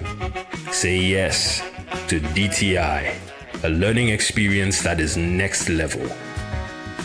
Go to dtiafrica.com or call 054-169-3534. Mom, please can I have some milk in my Milo? Have you tasted it? No, but I didn't see you add milk. Hey, taste it before you ask me any questions. Hey, milk na chomu say. This is Milo all-in-one. Milo Pampa, cocoa, malt, milk and show, everything is inside.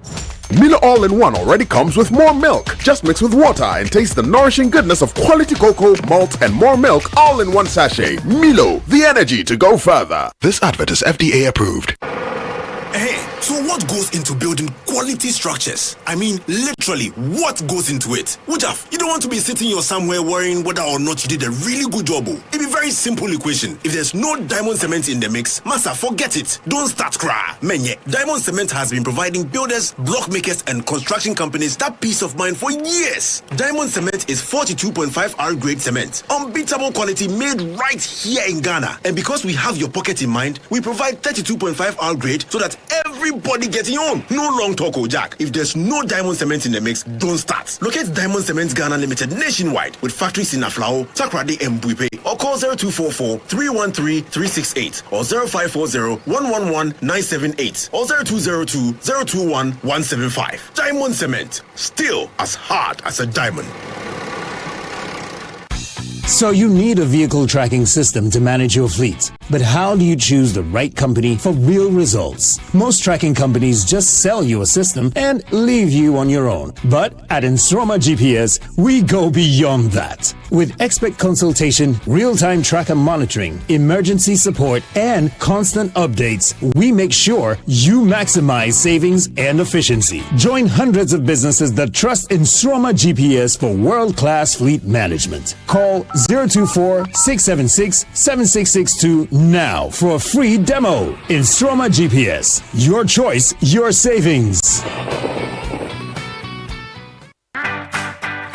Hey, Jenny Ramsa. Hey, stay soft concentrate fabric softener. I was such a smooth. Just send it this way. You have it now. New units now. No, be a baby. Someone some demoni in us. Jenny Ramsa.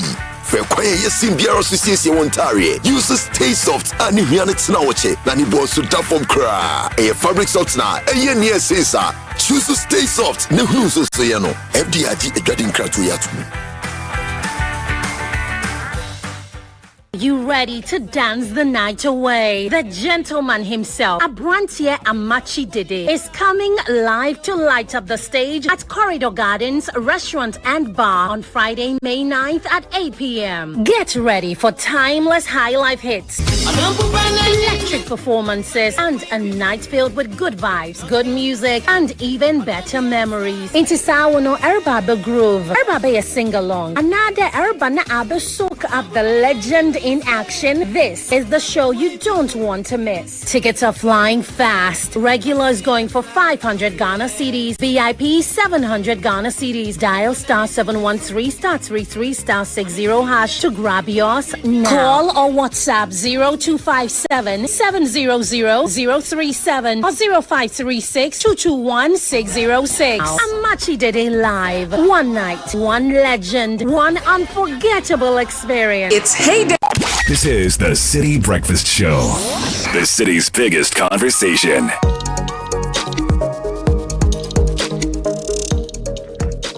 So 9 minutes past 9, City Breakfast Show live here in Adabraka, Accra.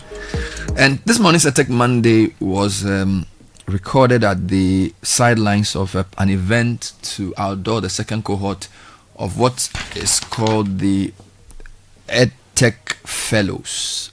Mastercard EdTech Fellows, and at this event the director of programs at MEST, Femi Adewumi, made some remarks putting into context the fellowship and why that particular approach to raising inclusive leaders in EdTech was important. So he's here in the studio to talk to us about that before we go into the panel that I moderated. So Femi, welcome to the show. Good morning. Thank you very much. Wonderful. So what are the EdTech Fellows and what is the fellowship? Maybe let's start from there. What is the Mastercard Foundation EdTech Fellowship and what are these objectives? Thank you very much, Bernard. Nice to be here again in the studio with you. The Mastercard EdTech Fellowship, Mastercard Foundation EdTech Fellowship is a Pan-African program being run in about 8 different countries to support EdTech companies. With the belief that when EdTech companies flourish and prosper and able to do their work, they will impact learners and impact learning outcomes. The general belief also is that technology is a way to, again, leapfrog African education. Specifically for Ghana, our target is to accelerate 36 EdTech startups and directly impact over 800,000 learners. Over a 5-year period, starting from last year.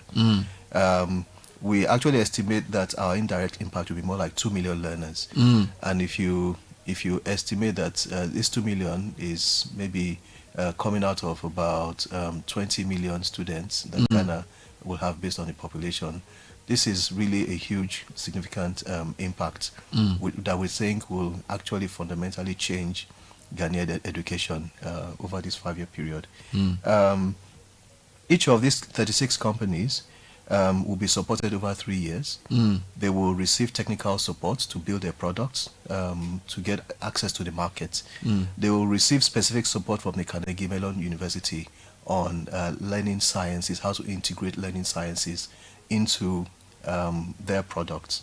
And they will receive support from us and from our partners like the government, like the Ghana Society for Education Technology, to be able to get access to their either teachers or students, whoever they are, or administrators, as the case may be, whoever their audience is. They will also receive, each one of them receives $60,000 in grant funding over the 3 years of our support with them. Interesting. So how has the program impacted education and technology in Ghana so far? We've just completed our first year in December, which wasn't even up to a year. We started in July. But within that period, we supported our first batch of 12 EdTech companies. And these EdTech companies, each one of them, together, they were able to impact over 300,000 learners. That's already a third of our estimated impact for the 5-year period. I'll just mention a few names. Some of the companies include companies in robotics like Firefly.io, like Dext Technologies with their science kit, science set. Pebicobs with their reading proficiency app, as well as their competition to help young people learn how to read better. We also have Aya Prep with their app that helps people learn maths in local languages. Currently, they have in Ga, in Chui, in Ewe, and in Hausa. Wonderful. Aya Prep, interestingly, because of their Hausa angle, have actually now extended to Nigeria. Wonderful. We also have Deaf Can Talk, that is helping deaf people, deaf students learn better in class using their AI application that translates speech to text and text to speech. Okay. So these are just a few, but these 12 startups. Oh, I forgot to mention Lozele. Lozele Academy, Excellence Academy in Shergo in Upper East region. Wow. That has built an ICT lab to support. So she has both an ICT lab, physical build, and then a mobile lab that she's supporting about 35 schools in the region in learning ICT and in STEM. All together, these companies have been able to impact over 300 learners just in less than 1 year of the program. What are the future plans for the MasterCard Foundation's EdTech Fellowship, and how does it aim to expand its reach and impact and all of those? It's a 5-year program, and we just finished the first year. Wonderful. So I should say the future is bright. There's a lot more work to be done. We ourselves as MEST, we've learned a lot about how the education landscape in Ghana works. We've built a lot of relationships. Now, we've started, first of all, our first 12 companies have another 2 years more of support, by which each one of them is supposed to to impact at least 8,000 learners per year. Good. But we've now launched another 12 that have joined the program barely 3 weeks ago. And I'll just mention a few names as well. These 12 include companies like Tech Aid, STEM Aid, Nikasemo, Asa Maker Space, that's based in Suyani. Asa Maker Space is very interesting because they are making their own 3D printers here in Ghana. STEM Aid, Scribbleworks also, also very interesting because Scribbleworks now has a tool that helps teachers to set exams and mark them automatically. Wow. You can actually set exams and within an hour have the results for your students, everything marked, by just using their product. But our support for them over the next 1 year include us doing a deep dive diagnostics into their business. This we're going to be doing over the next 3 weeks. We'll go to each one of them with our team of experts and diagnose their business to see where their priority areas of need are, and then design the support that we're going to be giving them for the next 1 year around it. We also have up and coming a leadership retreat where we're going to bring all the 12 fellows together with industry stakeholders, including key people from the government, in an intimate retreat for 3 days in a very nice place. But the idea behind this is not just to teach them things, but to have them interact with the key stakeholders. Remember that the key aspect of this program, or feature of this program, is market access. Education audience is really guarded in most countries, including in Ghana. It's not easy to get access to learners, particularly in the pre-tertiary space, of course, because of regulation and protection and things like that. And then because it's highly regulated, many edtech companies don't understand the space. They don't understand how to relate with government, how to talk to government. They don't understand who to talk to in government. But we bring them together in this space for three days, where interactions, they'll get to know who is who and where, and hopefully begin to build those relationships and those bridges that will eventually get them access to the market. Wonderful. So it was at the outdooring of the second cohort that we also held this very interesting discussion, which you're about to hear, involving some very important people, a director from the education service, a neuro was even her role. A child psychologist with some expertise in the neuros. We also had a patient or a student, or like a how do I put it? A parent who has a child who is like going through the process of being taught, who's a special needs child, and of course Farida Bedwe, who is a computer scientist who's lived with cerebral palsy and has overcome it in a very fantastic way. I moderated that panel, which I'm going to bring you highlights of in today's edition of EdTech Monday, brought to you by the Mastercard Foundation in partnership with Meltwater Entrepreneurial School of Technology, whose Director of Programs, Femi Adewumi, just highlighted some of the achievements of the fellowship. From the Mevenpick Ambassador Hotel here in Accra, this is a special edition of a favorite radio program, EdTech Monday.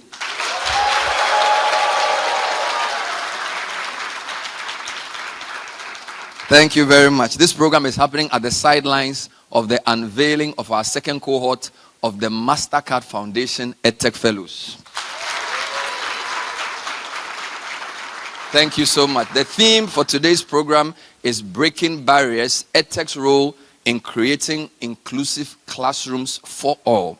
I have a very distinguished panel of 4 accomplished persons who will help us plow through the very important topic of breaking barriers. I'd like to first acknowledge our key partners for this program.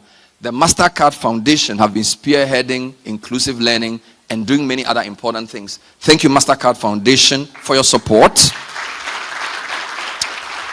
And the EdTech Monday arrowhead is the Meltwater Entrepreneurial School for Technology, who have been driving change and training lots of the next generation of business leaders. Round of applause for the team. We also like to thank 97.3 Citi FM, who are the media partners who have been streaming these programs live. All right.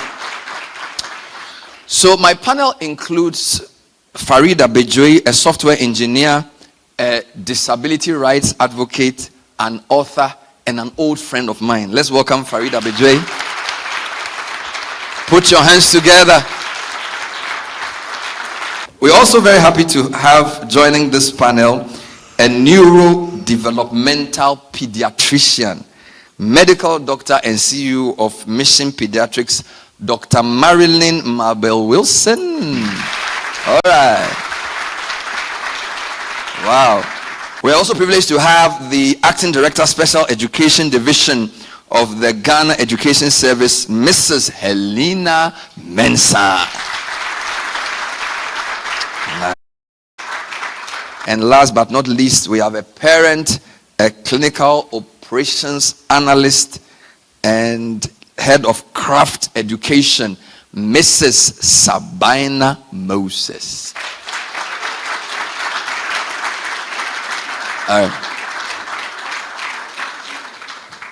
This program is happening before an audience of EdTech practitioners, the second cohort of EdTech fellows, friends from the media and CEOs in the EdTech space, who will take part in the second part when we open the floor for questions. Put your hands together for yourselves finally. So our listeners, we will not take live comments, but feel free to contact us on the WhatsApp lines we advertise. We'll be happy to add your comments to the list that we read at the end of the season. I'd like to give each of you the chance to tell us a bit more about yourself. Farida, even though I know you, not everybody knows you. So tell us a bit more about yourself, what you do, and your brief EdTech journey, Farida. So I'm a software engineer by profession. I'm currently an IT consultant with a Digital Opportunity Trust. I also wear different hats as a disability rights advocate, and I'm also a writer. So yeah, that's me in a nutshell. With regards to my educational journey, it was unconventional because 30 years ago, our educational system was not accessible. Unfortunately, it is still not acceptable 30 years later, which is not acceptable, but we'll get into that later. But I expected a lot of progress to come over the past 30 years because people have seen what can be done if somebody with a disability is educated, I mean, you can see all that I have accomplished. So why not invest in children with disabilities? So what happened was I went through the GSS system, and when it was time for me to write my BC, my mother had to go to and see the Minister for Social Welfare at the time.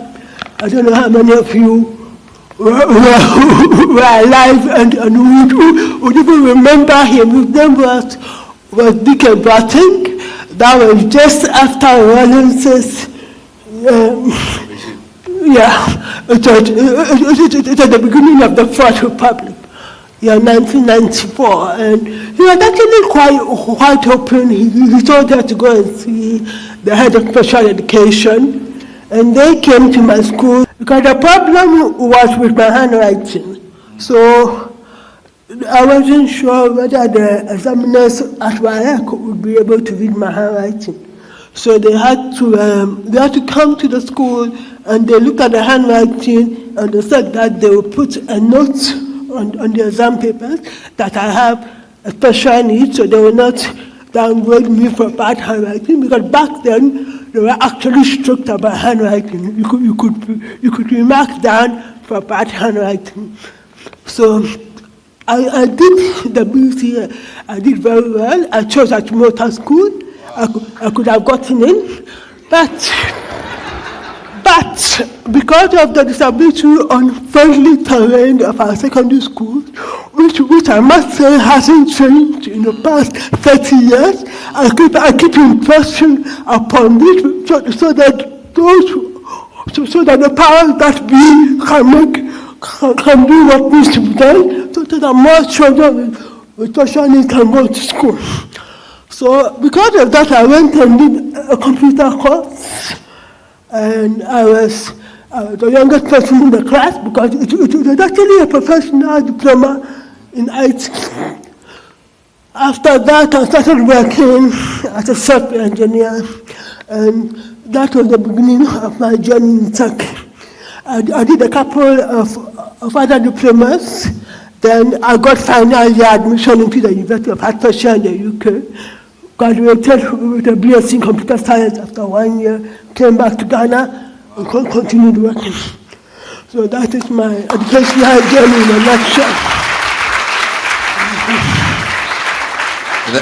There's a lot in the 1994-ish. The only provision they made for you was a note, so that your rise into being a computer scientist probably took a shorter turn. So you've turned sort of a disadvantage to an advantage. What is sad though is that you're saying many years later, the system hasn't changed, Achimota hasn't changed, not much has changed. No. It's pretty serious. I'll come back to you as we move forward in spite of some of the challenges we face. Let me talk to our neurodevelopmental pediatrician. Tell us whether you have any role in EdTech at all. Do you do anything within the educational space? So Dr. Mabel Wilson, thank you. I deal with students and children and their families, and also interface with their educators and teachers and other partners to try and get the children to be their best self in the classroom. What got you interested in this space? I think it's the joy of seeing children who may have been relegated to the background and seeing the potential and what they can do once you put the supports in place. Thank you. Let me come to Acting Director, Special Education. Was there even a special needs director? There was the head of special education at the time. There was? Even in 94? Yeah, there was a head of special needs? Yes, that is amazing. That was quite progressive at the time. Yeah, at the time, 94. That is why I have such high expectations by now. Yeah, because if you had that unit for over 30 years, we should be doing much more. So, Mrs. Mensah, you sit in a seat that has been long established. Explain your work to us and your interest in EdTech, how your work connects to the EdTech discussion. Thank you, Bernard. Special Education Division. Yeah. we are mandated to ensure that learners with special education needs get access to education. They stay in the school, they progress, and they come out successfully to fit into society. This is our mandate. And so we look for resources. We gather resources and services that will help them stay in school, learn, and come out. And this is at the basic to secondary. What level are we talking about? We do it most of the times at the basic school, but they rise through to the tertiary, through secondary to tertiary. So even though GS is pre-tertiary, yes, you sort of have to support those who are beyond secondary. When the need arises, and we have the resource, we do support them. Okay. Let me also hear from my parent partner, Sabina Moses, who's a clinical operations analyst. Does that have anything to do with what we are discussing here, or that's just your work? So, Sabina. It does have a lot to do with what we are discussing here. Right. The company I work with are into providing tools to help children with different needs be able to learn. So we have tools to enable teachers, parents, and then therapists to support children with special needs. Amazing. Let me come to Dr. Mabel Wilson. I think you need to give us a basic sort of education on some of the other abilities or disabilities or whatever they want to call it, and the way it affects learning, just basically. Okay. So permit me to go into what we call the hidden disabilities first. So in neurodevelopment, so we are doing 101. Generally, we are looking at child development. There are 5 main areas. There are motor skills, which is their movement skills, the big movements, the fine movements. So that's in the movement skills, we'll have conditions like cerebral palsy, where the big muscles are not working as they should. We can have fine motor issues where children just can't write well, like dysgraphia or balance issues. So that's the motor skills. Then we have the communication or speech and language skills. And there may be different conditions under that. Typically, you would have developmental language delay, where this child learning to pick language is more difficult than usual. And so they are not speaking early, and all this will go into language processing, which goes into reading and into learning in general. You can have social emotional development, where you are learning to interact with the humans, interact with your environment. If that is not going well, you can have conditions like autism spectrum disorder, which comes not only in social emotional development differences, but can also have communication differences. Because it's a language-based condition, we'll have issues with reading and sometimes comprehension. They may have very good reading skills called hyperlexia. I have kids who are reading by 2.5, 3 years, but are not communicating or are not understanding what they're reading. And unfortunately or fortunately, in our education system, if you can't read and you can't write, it affects all the subjects, maths, science, everything. And we are very particular about writing, especially in Ghana. If you can't write 1, 2, 3 by the time you are 3 years, it's a big deal. It's a big deal. Then we have other conditions like attention deficit hyperactivity disorder, where these children are having issues with what we call executive functions. So working memory, attention, focus. These are brilliant students, but they can't, for the life of them, focus on things that are boring or apparently boring to them. If you give them something that can catch their attention, they'll focus.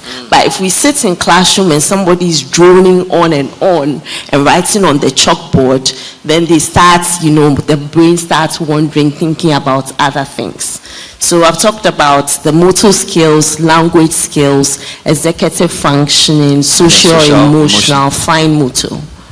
Fine motor, so those are the 5. Yes, and cognitive. Cognitive. That's a big one. Cognitive skills is the ability and potential to learn new things. So So the big one would be the intellectual developmental disorders, where the IQ or the brain potential is lower than what is expected. Wow. And so everything, new concepts are hard to grasp. Wonderful, thank you. Farida, how did the cerebral palsy affect, beyond the handwriting, how was it in managing or coping? Because you passed the BC, how was it in class? So talk to us a bit about how difficult it was coping with the basic BC curriculum and how you managed to overcome that to even write and pass BC. Well, for me, I had a very good foundation. I was homeschooled by my mother until I was 12 years old, and I was given all the coping skills I needed to be able to survive in the classroom.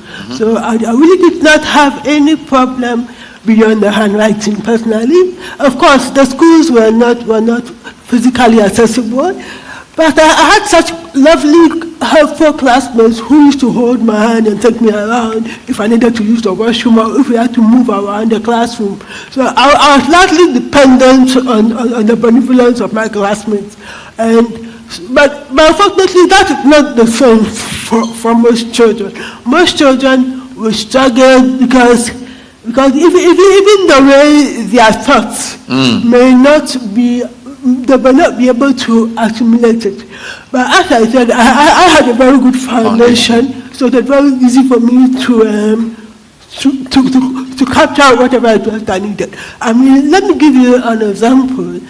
The first term, JSS1, my first introduction into the Ghana educational system, I got 100% in almost to all my exams. 100% in almost all your exams? Yeah, except Ghana. Except Ghana. So, you are not alone. Those days when you are in Accra, you have to do Ghana. Yeah, you have no choice. but yeah, so and that was mainly because of the foundation I had. So that easy for me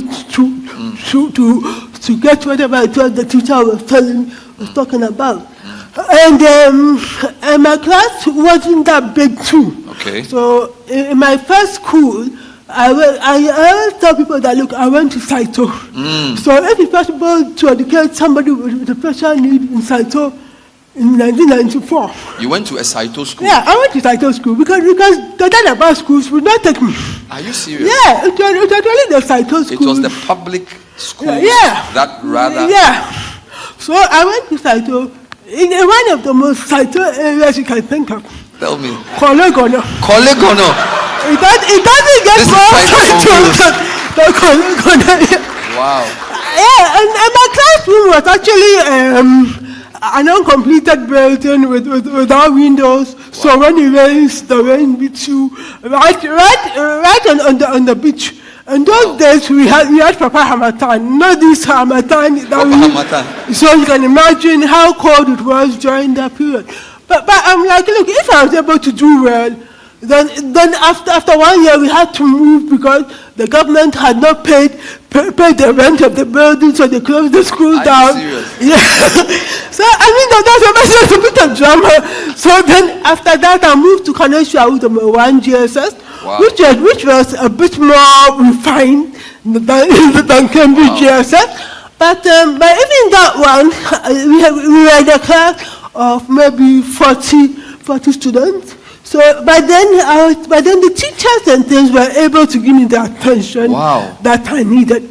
And that's why I'm saying that, look, it does not take much to educate somebody with a special need. All you have to do is to be willing to give the child that attention that they need. Wow. But personally, I did not really need any attention beyond the handwriting problem. Wow. And I was able to take notes on everything myself. Wow. But there are children who have extra needs beyond that. Of course. I mean, Madam Mensah, you were smiling when she mentioned Coligono. Get somebody with a condition to pass BC.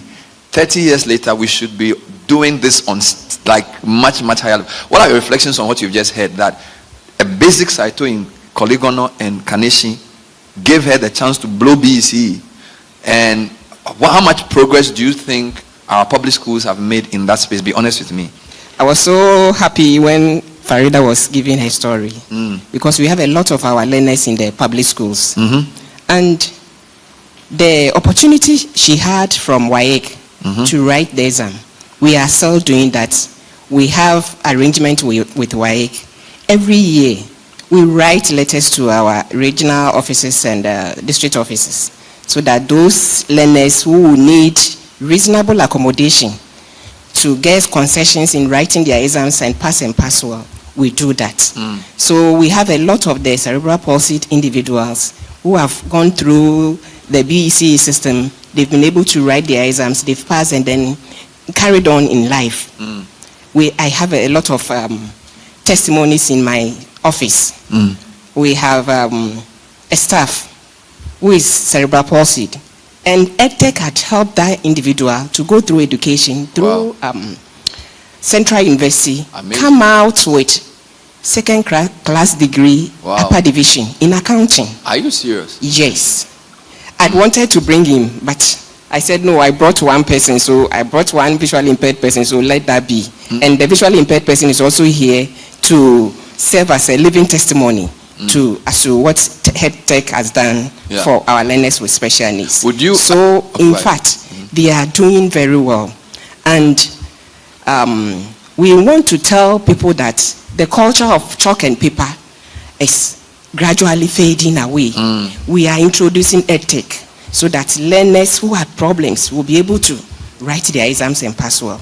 And these things that they are doing, the practice needs to be done in the schools so that the child will be very conversant with the machine. On the basic issues around, for example, the 5 areas Dr. Marvel spoke about, beyond the basic sight and hearing, but based on the categorizations of neuro challenges, they are quite nuanced and very, very many indeed. We have a lot. How well educated are your teachers on this, or do you have specialized teachers for these?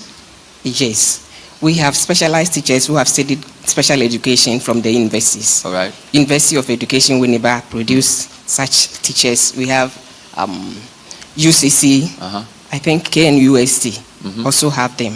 And when they come, they are recruited to go to the schools to support them.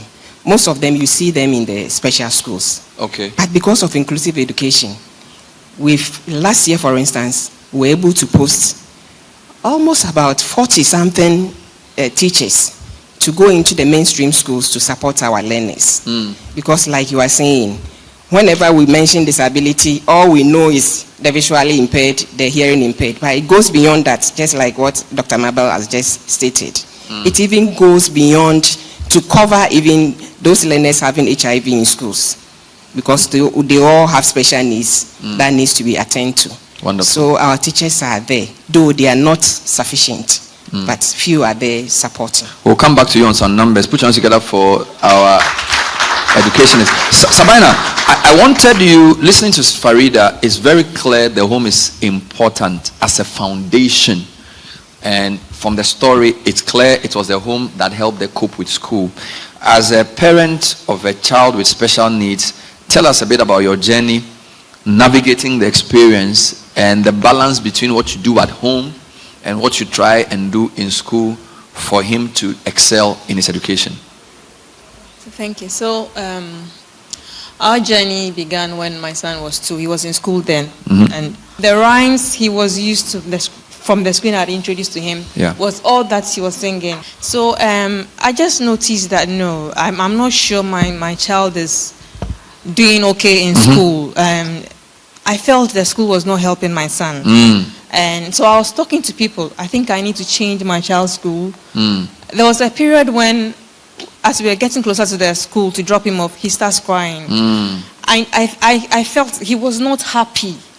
He would be okay leaving the house, but the minute we get to the school, he starts crying. He doesn't want to get out of the car. And I was worried. I speak to the teachers. Oh, he's okay. He's always running around, from class to class. And then he doesn't really respond to us, but he prefers to be on his own. He will leave me. He's on the board. He's on the wall reading and all that. And I was concerned. So I was talking to people. I think I need to change my child's school. Okay. Is there any school I could, get help from? And I spoke to a gentleman at church, and he gave me somebody's number. All right. Miraculously, the person he gave me was a medical doctor. I was shocked. Why are you giving me a medical doctor's number? I need a school. And I spoke to this woman, and he was a neuro pediatrician. Okay. At Kolebu. He just asked me about how my child is doing, how some regular questions, and like, you know what, bring your child in, let's have a look at him, and then we can recommend what you can do for him. And then we got through the journey, and COVID nearly happened. Oh, yeah, that was pre-COVID. And so scheduled to meet to go to neuro clinic in Kolebu was somewhere after March 30th. And then so I asked the nurses around that, is there any private facility we could go? Because I can't wait. So then I was anxious to know what's happening to my child. And then I was told that there are only 3 people in Ghana back then in 2020 who could actually tell me what's happening to my child. So luckily I got Dr. Mabel's number. So you said there are only 3 people in Ghana? Yes. Including the one sitting here? Yes, please. So oh my God. I got her contact, and also there was another one in Kumasi. We need security for her because we don't know where the other 2 are. I didn't know about now. So there was one in Kumasi. So I got contact, and then we're making calls. And fortunately, we got an earlier appointment to see Dr. Mabel, and we got in. And luckily, I had already mentioned to the school teacher that I've been directed to see a doctor. So when we get in, she may need to talk to you about how my child is doing in the classroom. And so when in the consulting room, I told her what's happening in the home, and then we phoned the school, and she interacted with the class teachers. And then we got a heartbreaking diagnosis. It was a challenging moment, but we sailed through it. And did you understand when they explained to you the condition and the spectra, or it was confusing for you yourself? It was confusing for me, and it was difficult to accept. So I was just saying, okay. You were in denial initially. Obviously, and on our drive back home, I was like, what is this woman saying? Do we need to call the other person in Kumasi to see what's happening? And I can't just take. So and we had an appointment to see a speech therapist, and she said the same thing Dr. Mabel had said. Okay, then we went. I had to Google and then read about it and get to know how to support him and all that. And so I went back to the school and explained things to them, what's happening with my child. From then on, I started seeking for help, and I got to educate myself. I went through training for private therapy centers who were training parents who were willing to learn. And I came back to the school and said, okay, so this is what I've learned about my child's condition, and teaching him is different from teaching other kids. So you have to you need to get somebody dedicated in helping him in the classroom setting. So I went through a lot to get somebody to help him in the classroom. That. But let me say, prior to this, before when he was like 1 year, 2 months, I did take him to see a pediatrician. Then he was not talking. He had not said mom. He had not said daddy. He was just singing the rhymes, and then the alphabets I've been playing for him on the TV and screen. And the lady said, "Oh, she's fine. He's just a little boy. Leave him around. He'll come around. Read to him." I was reading to him, and then so one time, 1 year, 6 months, my child is still not talking. And they are still just telling you everything's okay. So I said, no, I need to. I checked in with a different pediatrician. Same story. So I felt, well, then it means it's if he's fine, then it's something else. So we're looking for answers. And then, so when he started school, before he was diagnosed, there was one evening, I just felt I need to take my child to the hospital again. So, I just took him to a private facility, and then I met a young doctor. I was trying to explain to him what's happening to my child. My child, I feel he is not happy. Okay, just a quick question. Marilyn, why do you think, I'll come back to you. Right. Why do you think sometimes when parents come with such conditions, the pediatrician is like, oh, it's okay? Is it that it takes time to manifest? Is it hope you are giving them? I'm not saying you did that diagnosis though. Yes. But why would they say to her, he should just allow the guy to play? Just explain. Okay, so the truth is that when it comes to neurodevelopment, it's relatively a new subspecialty even in medicine and pediatrics. All right. So, as I said, when I was in medical school, they didn't teach us neurodevelopment. Okay. And when I was even doing my pediatric, the general one, we had very little neurodevelopment. And so we are now teaching the doctors, teaching even the pediatricians some of the things to look at. So there are still some myths and misconceptions that we are trying to get rid of in our society. So it's not their fault. They didn't know. I see. So let's come to the story as we... Okay, Farida was... No, but they should listen to parents. It's very important that you listen to parents, because parents know their children more than teachers, more than the doctors. And most of the time, the doctors just brush the parents aside as if what they are saying doesn't make sense. Then later on, 2 or 3 years down the line, when if the parents knew that there could have been interventions put in place, it's too late. Because the damage has already been done. So doctors should learn to be more compassionate and learn to listen to parents and not feel as if they are gods. Because we treat doctors like gods in this country. Yeah, I agree totally. Learn to listen to parents. I agree totally. Round of applause. Doc, your reaction? Yes. I do tell my parents, and when we apart from being in the clinic, we are trying to do advocacy. And I agree totally that parents are the experts when it comes to their children. When you come into the consulting room, I may see you for an hour, maximum assessment 2 hours. You know your child much better than I do. And so I tell parents that if you know in your gut, and usually parents know, especially the mothers, they know, they can't pinpoint, but they know. Yeah. If you go here and they say there's nothing, just continue to seek a second opinion till you are convinced there is nothing. Wonderful. An example. So when I was one year old, I was not meeting the developmental goals. I mean, I was not walking. I wasn't even sitting up. So my mom realized that there's something wrong with me. So at the time, I was actually, she took me to Great Ormond's Children's Hospital in the UK because she realized that whatever's wrong with me, they might not be able to diagnose it there. And that is when they did the brain scan and they told her that I have cerebral palsy. Okay. It was only at the age of 1 that I was officially diagnosed. I don't like to generalize because disability It's very specific. It's very specific. I mean, for instance, even with my condition, cerebral palsy, there are no 2 people who have cerebral palsy who are affected exactly the same way. Okay. So it's very important to look at the individual and say, okay, what do you need? What will work for you? And don't look and don't classify it by disability. Okay. Make it an individualistic learning program.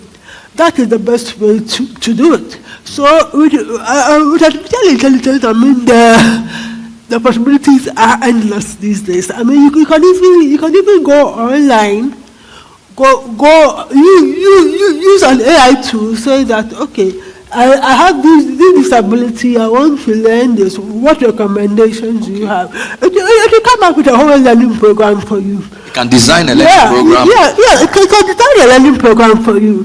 So for you, depending on your educational background, I mean, even people without disabilities are using it. So they give you the educational background, they tell you what they want to learn, then you come up with a whole learning curriculum for you to do. Wow. So the possibilities are endless. And limitless. You don't want to overgeneralize. Sabina, can you tell us some of the tools you use at home and how effective it is? I also know you've an association called the EduCraft, I think is the name, right? So talk to me about, do you use any educational technology tools or programs in your personalized program you do for your child? At home, I had to learn about PECS. We're using PECS to communicate. What?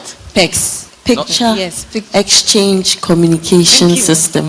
Picture Exchange Communication System, Yes. PECS. Yes. PECS, okay. To help us communicate. And then there are tech tools that helps in communication. There are apps that he can use to point out what he wants. But gradually now he's using his words now. It has helped him use his words, so he's confident to use the words he knows now. And in writing, after doing all the sensory stuff with physical things, we're doing learning to write on the screen as well, which boosted his confidence now. So we've used tools to help him in studying. So you agree with Farida that it has to be personalized? Exactly. There is no two programs that are the same. Yes. But I still want some generalities. So you've mentioned the PECS, which is one. Dr. Mabel, anything else in terms of what tools can be used? Yeah, so maybe in general terms, we could use tools for communication. Okay. We could use tools for organization. So the kids with ADHD who are forgetting which lesson I'm going to or when this teacher is coming, we could use tools to do visual schedules for them, reminding them what they are supposed to do, transitioning them. We could use tools for the parents and the educators, because as Farida is saying, if you are going to do individualized learning plans, it would need the students or the people in the middle, the parents, the doctor, and then the teacher, and all other partners. So that if there's a tool where we could all meet and input what we know, then we have a plan. If things are not working, everybody will change something. We could use tools for those ones. And we could use tools for specific learning disabilities. So in something like dyslexia, where reading is difficult, there's so many apps and gaming things that can help the kid to learn to read better whilst doing it in a fun way. Playing a game and they don't think they are learning, but they are learning to read whilst they are doing that. So, sorry, go ahead. Let me just highlight the possibilities when it comes to gaming. Because gaming, so growing up, I had a short attention span. I probably have been diagnosed with ADHD. Now, back then there was no diagnosis for any of those things. So it's like, just get on with it and move on. So my mom had to find a way of making it interesting for me, because I used to lose interest very easily, especially on the things that are easy. So even up to now, when something is easy, it takes me a long time to do it. While when something is challenging, I do it within a short time. So I always have to find a way of coping and working with the tools that I have to find a way of doing things that I don't want to do. Because unfortunately in life, sometimes you have to do things that you really don't want to do. But gaming has a great potential, especially for children with neurodiversity issues, and you can teach them a lot with gaming. There's so much that can be done with gaming, and it's about time we in Africa break that myth of games being something that children who are not serious play. Because you can educate them through games. Through games. I need education, because when they take the tablet, they all just want to do games. And sometimes I wonder there are a lot of educational games. I know, but they prefer the football.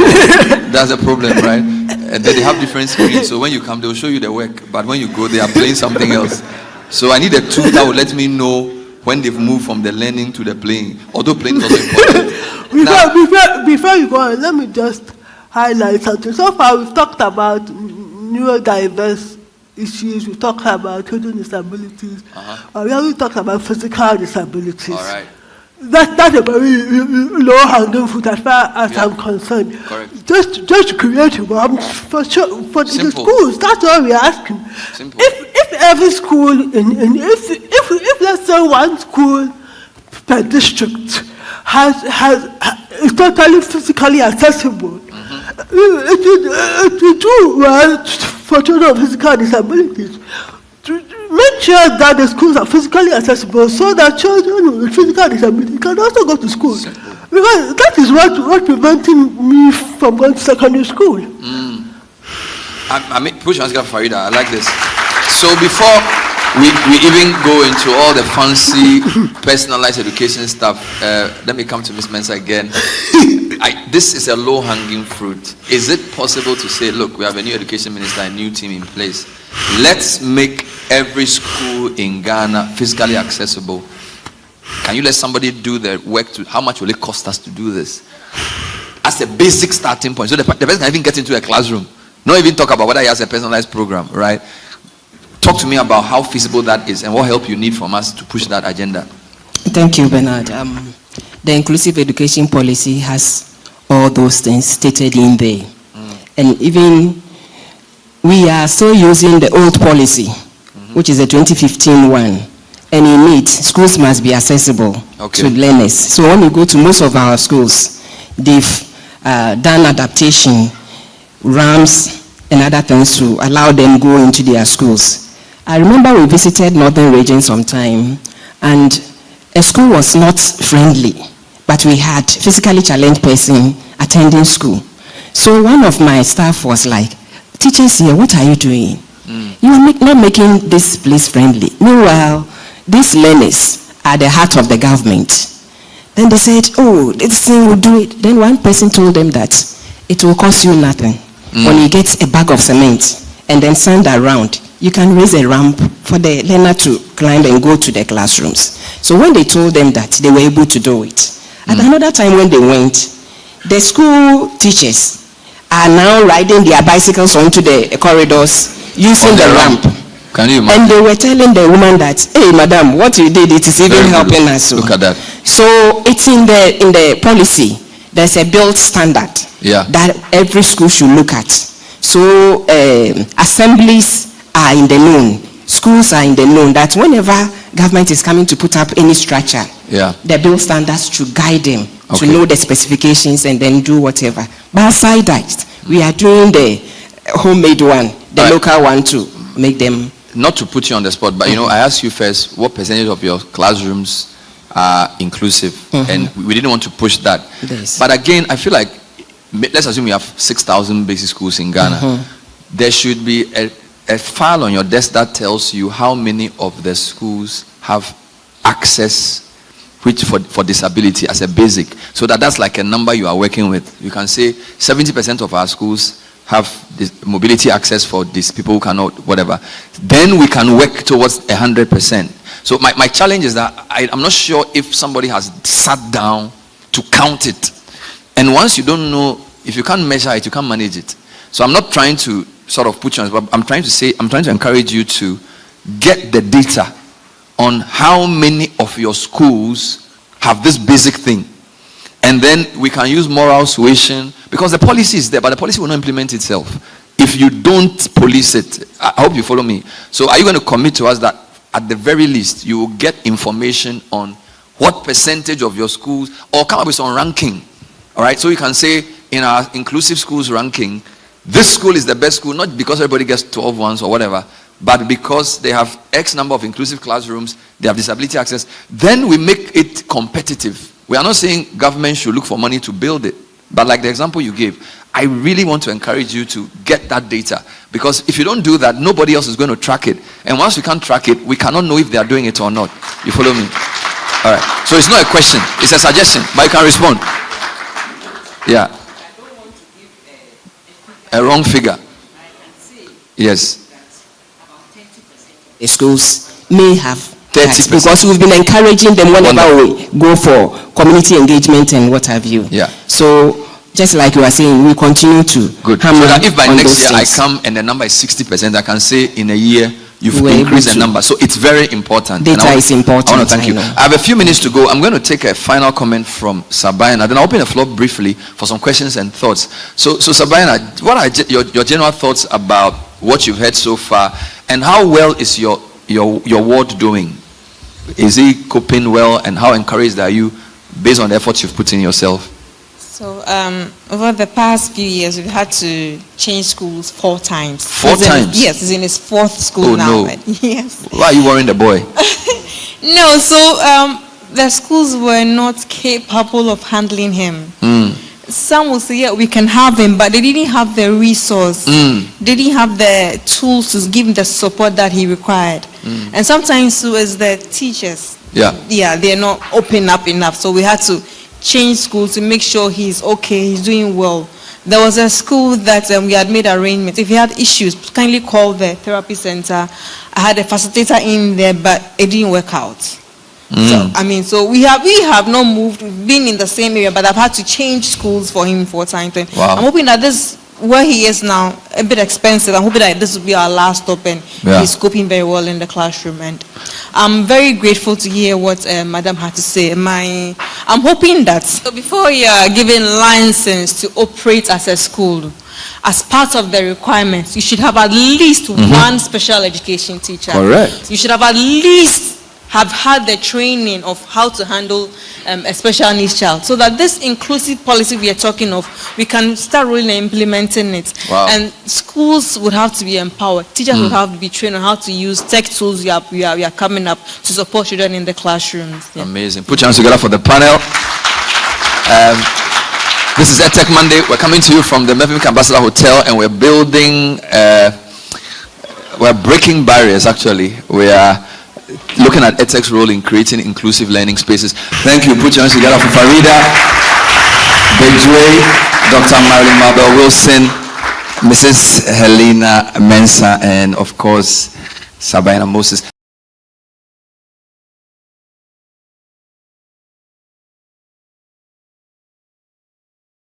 For doing the listening, my name is Caleb Kuda. Stay with us throughout the day. Branch in the city is coming your way. That was EdTech Monday, looking at breaking barriers, EdTech's role in creating inclusive classrooms for all. Bernard Avles' conversation with his all-female panel. Thank you for doing the listening. Stay with us throughout the day. We have compelling programming for you. My name is Caleb. Could I have a good day?